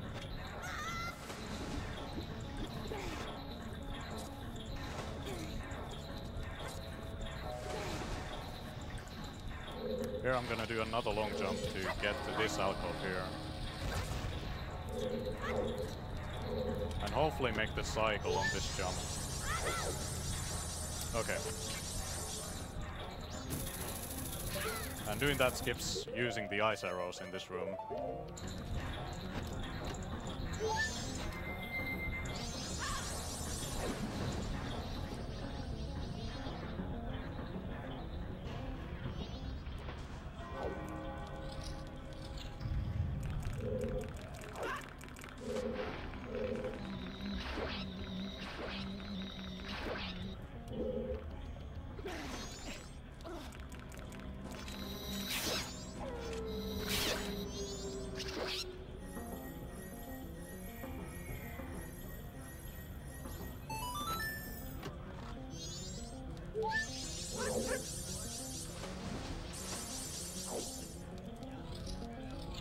I would really like to have more bombs here.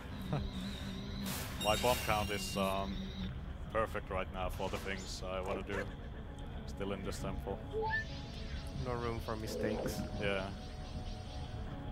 After that fairy we're gonna head off to the main room.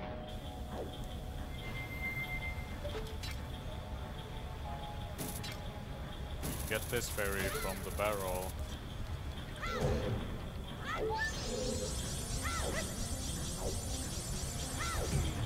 Oh, whoops. That was a silly mistake to make.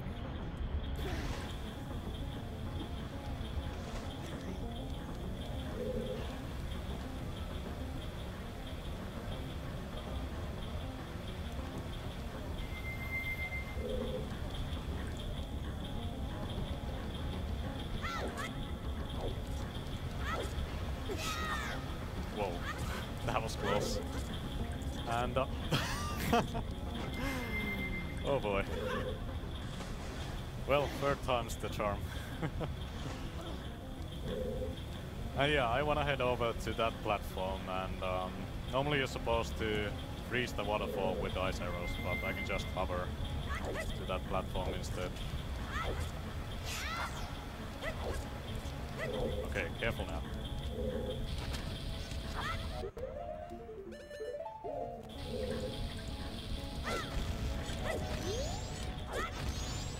And this hover lags a lot.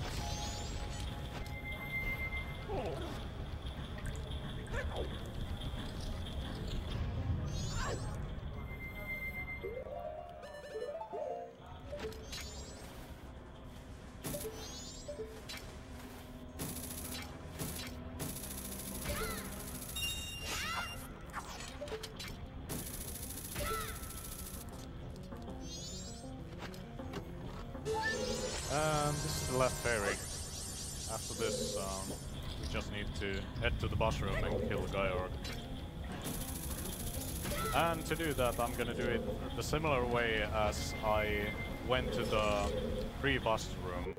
But instead of going into that room, I'm gonna try to hit the loading zone of the boss room by swimming a specific path out of bounds, and then falling down and try jump slash into the boss room's loading zone.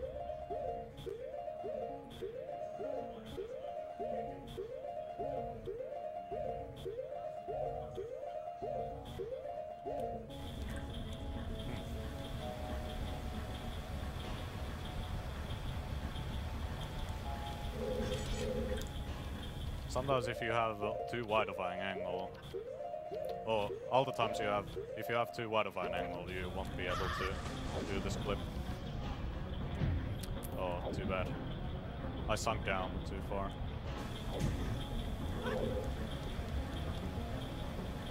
Isn't there Wait, like... this isn't the right side either. Yeah, isn't there like really specific paths that you have to swim or you void out otherwise? Yeah. If you hit out of bounds water in this game, that will cause you void out, so I need to have ground underneath me.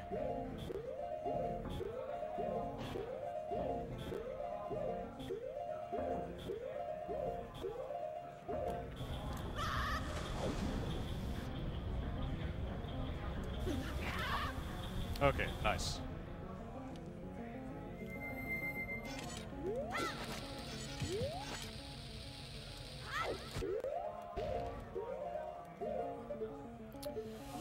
Oh, that's kind of bad.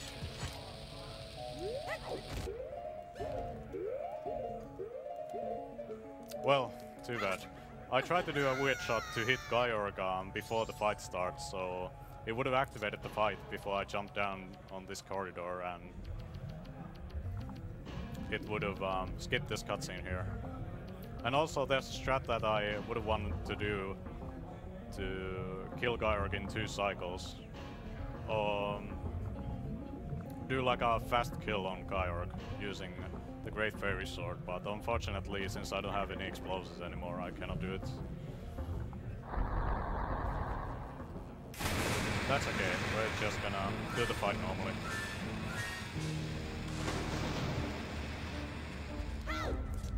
Should have picked up a few extras, but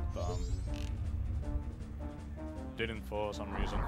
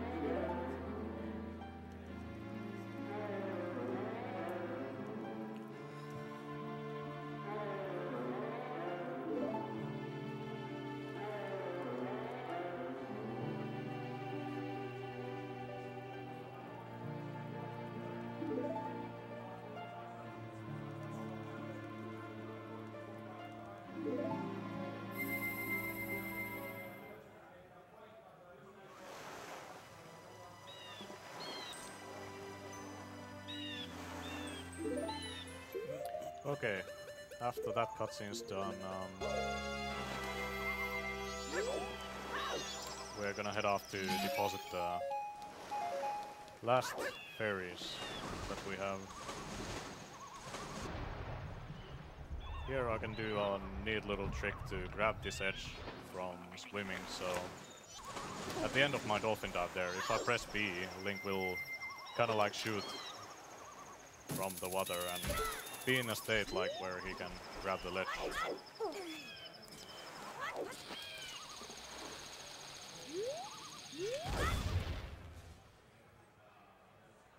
And this is another cutscene which I cannot skip,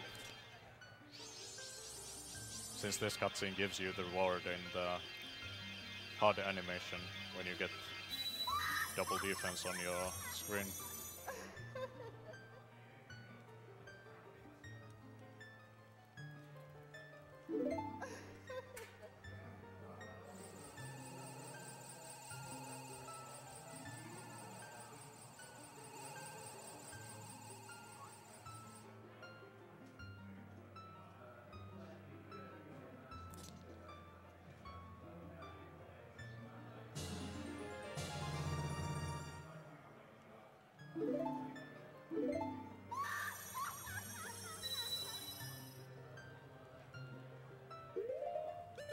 And after that we just have Woodfall left, so gonna soar back there.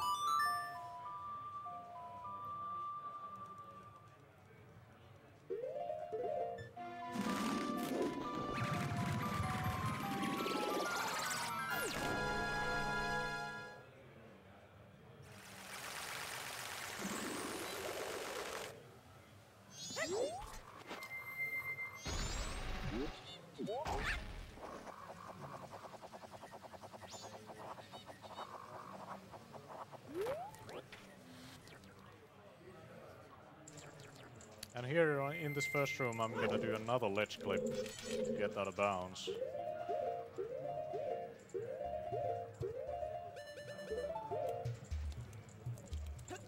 Oh, whoops. For some reason I didn't side hop, I just walked a little bit forward. That was weird.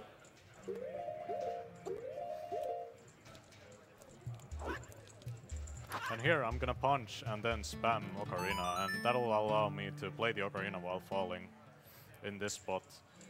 And I'll play the Song of Time, but the song didn't have time to cancel.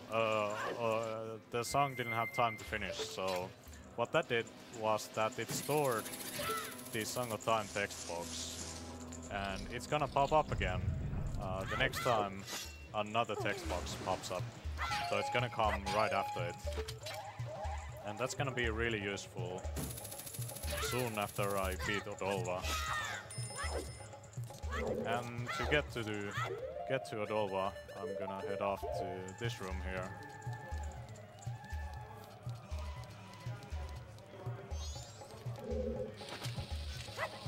And hover on top of this block here.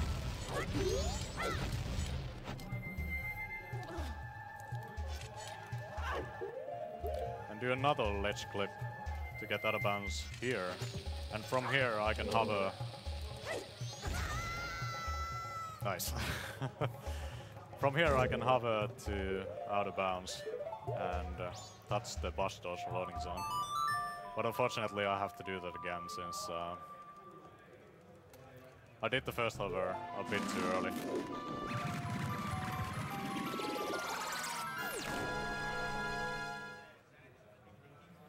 And since I used the Ocarina there, I'll have to store Song of Time again.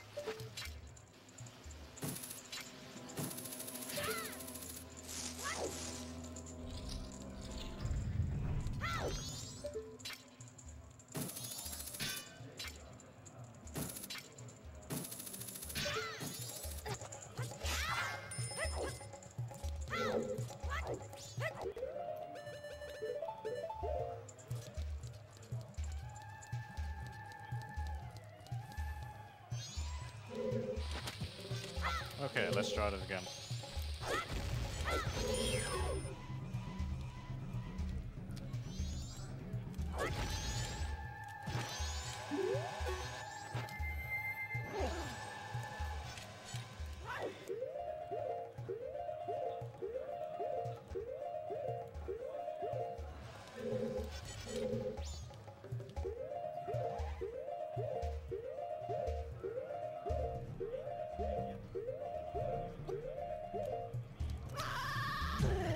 Okay, apparently I was on a wrong breathing cycle. That ledge clip doesn't work sometimes if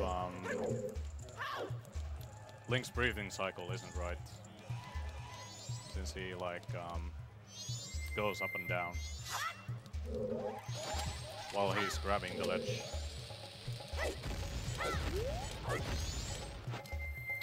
Oh boy, this is gonna be tough with only 3 chews.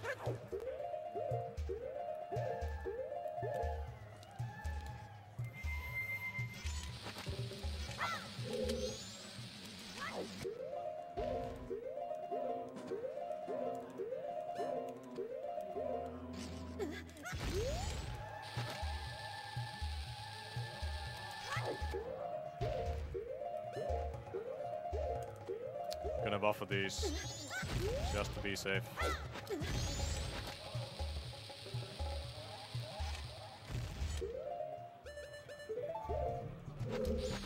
This should be good.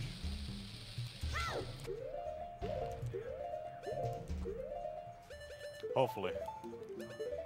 Crossing fingers. Nope. That's too bad. That means I'll have to get the boss key, which I really wouldn't have liked to do, but no can do.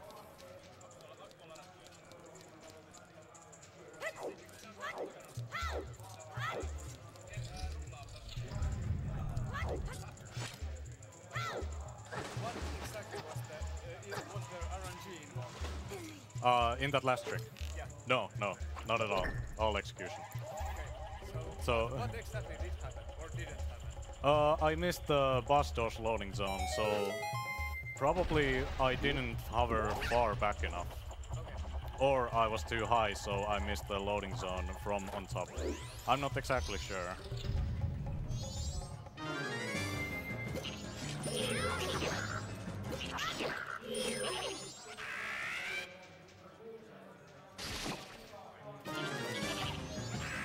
But yeah, since we have the door to the pre-boss room already open, getting the boss key isn't too bad.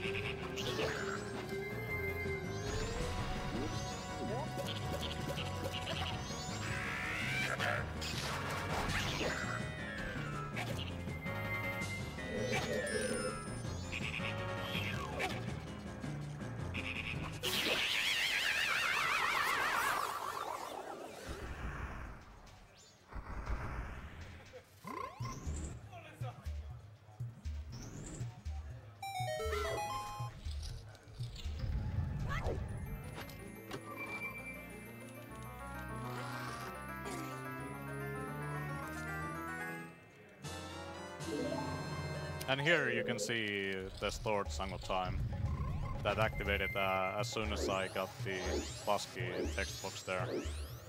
But we don't want to bring it up right now, so I'll have to store it again.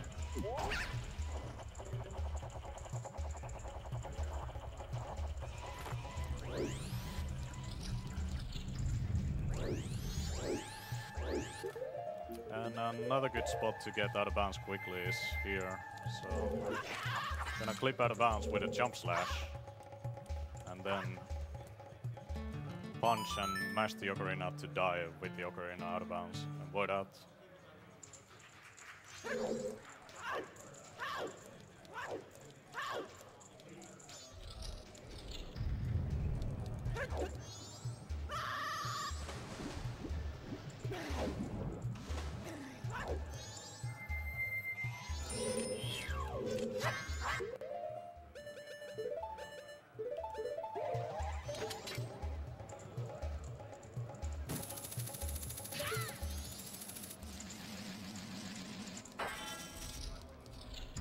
Okay, finally in here. Here I'm gonna store the jump slash damage of the Great Fairy Sword onto my power grab stat and use that against Rodova.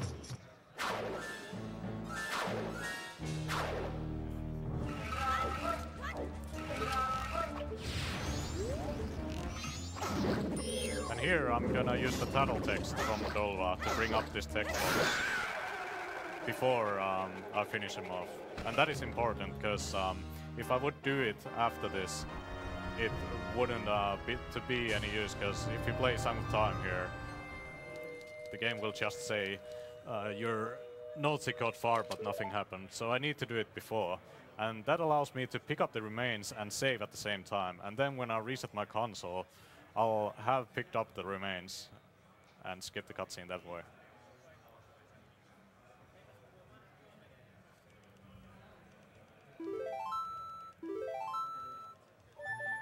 So now we have all the remains, and all there is left to do is to get to Clock Tower and beat Majora. But during day one, I'll have to get some explosives to be able to do that. So I'm gonna head off to Terminal Field and break these bushes in hope for a bomb drop. Nice, got really good RNG.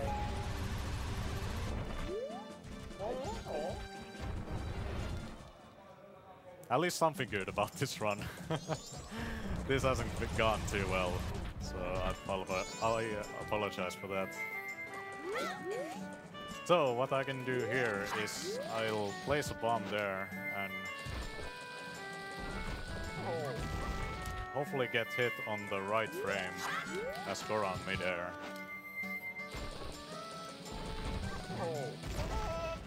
And that'll give me just enough height to get over the door and land in the loading zone.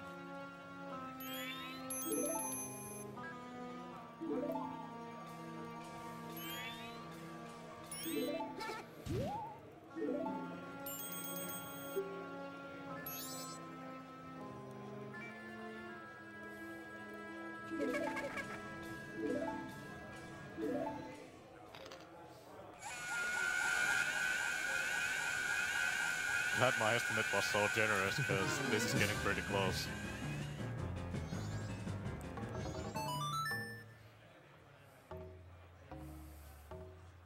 But yeah, marathon runs are like that, so... At least the game didn't crash or anything, so it's all good. Don't say that yet. Yeah, well yeah, I shouldn't say that yet. Might curse myself.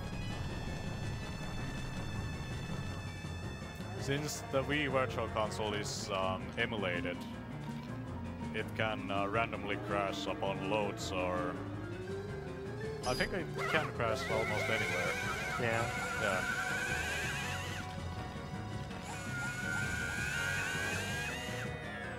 Funny thing is, MM hasn't VC crashed for me for many times, only like a couple, but then OOT has crashed a lot. I don't know if it's just OOT or am I having good luck with MM? Well, it can still crash.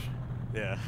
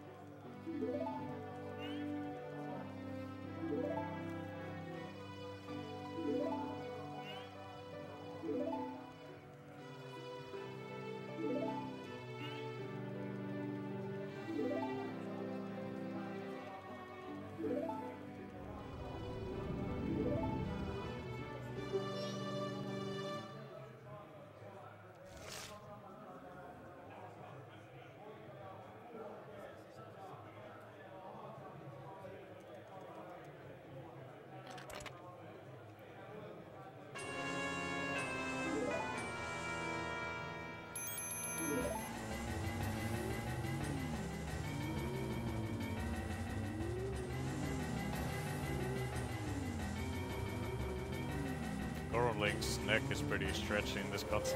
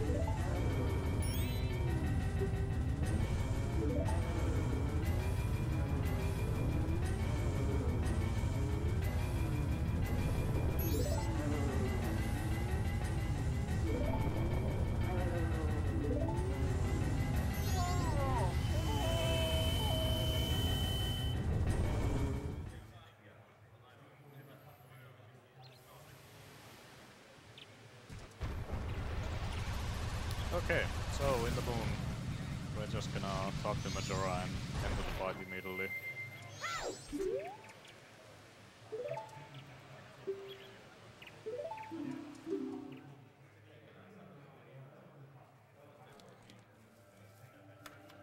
And for this fight I want to use Great Fairy Sword, the bow and Zora Mask.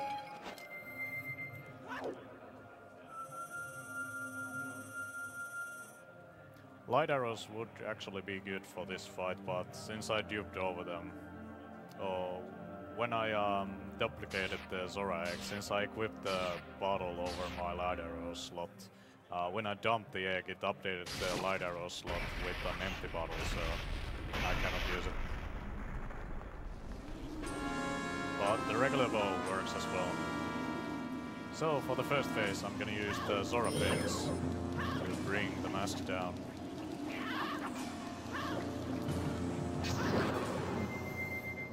Use Great Fairy Sword jump slash to deal the damage.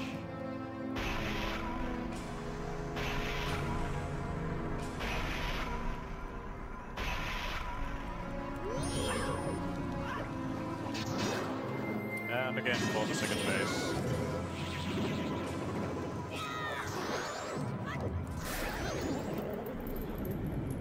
And that's phase one. For the second phase, if I get lucky, Majora will run towards me while I do the quick spin, and I'll get a really cool, really quick stun on him. Let's see if I get lucky.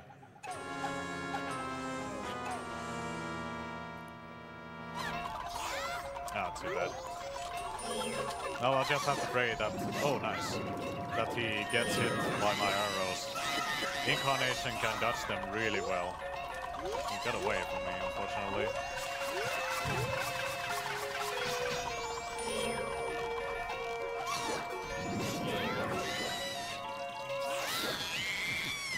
Okay, and for the last phase, time is coming up. I can do a similar quick spin to hopefully get a quick stun on him.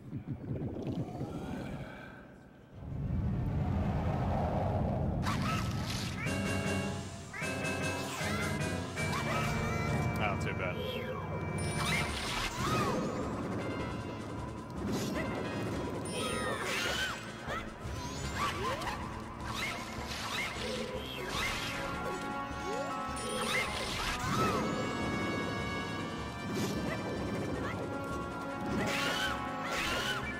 And time.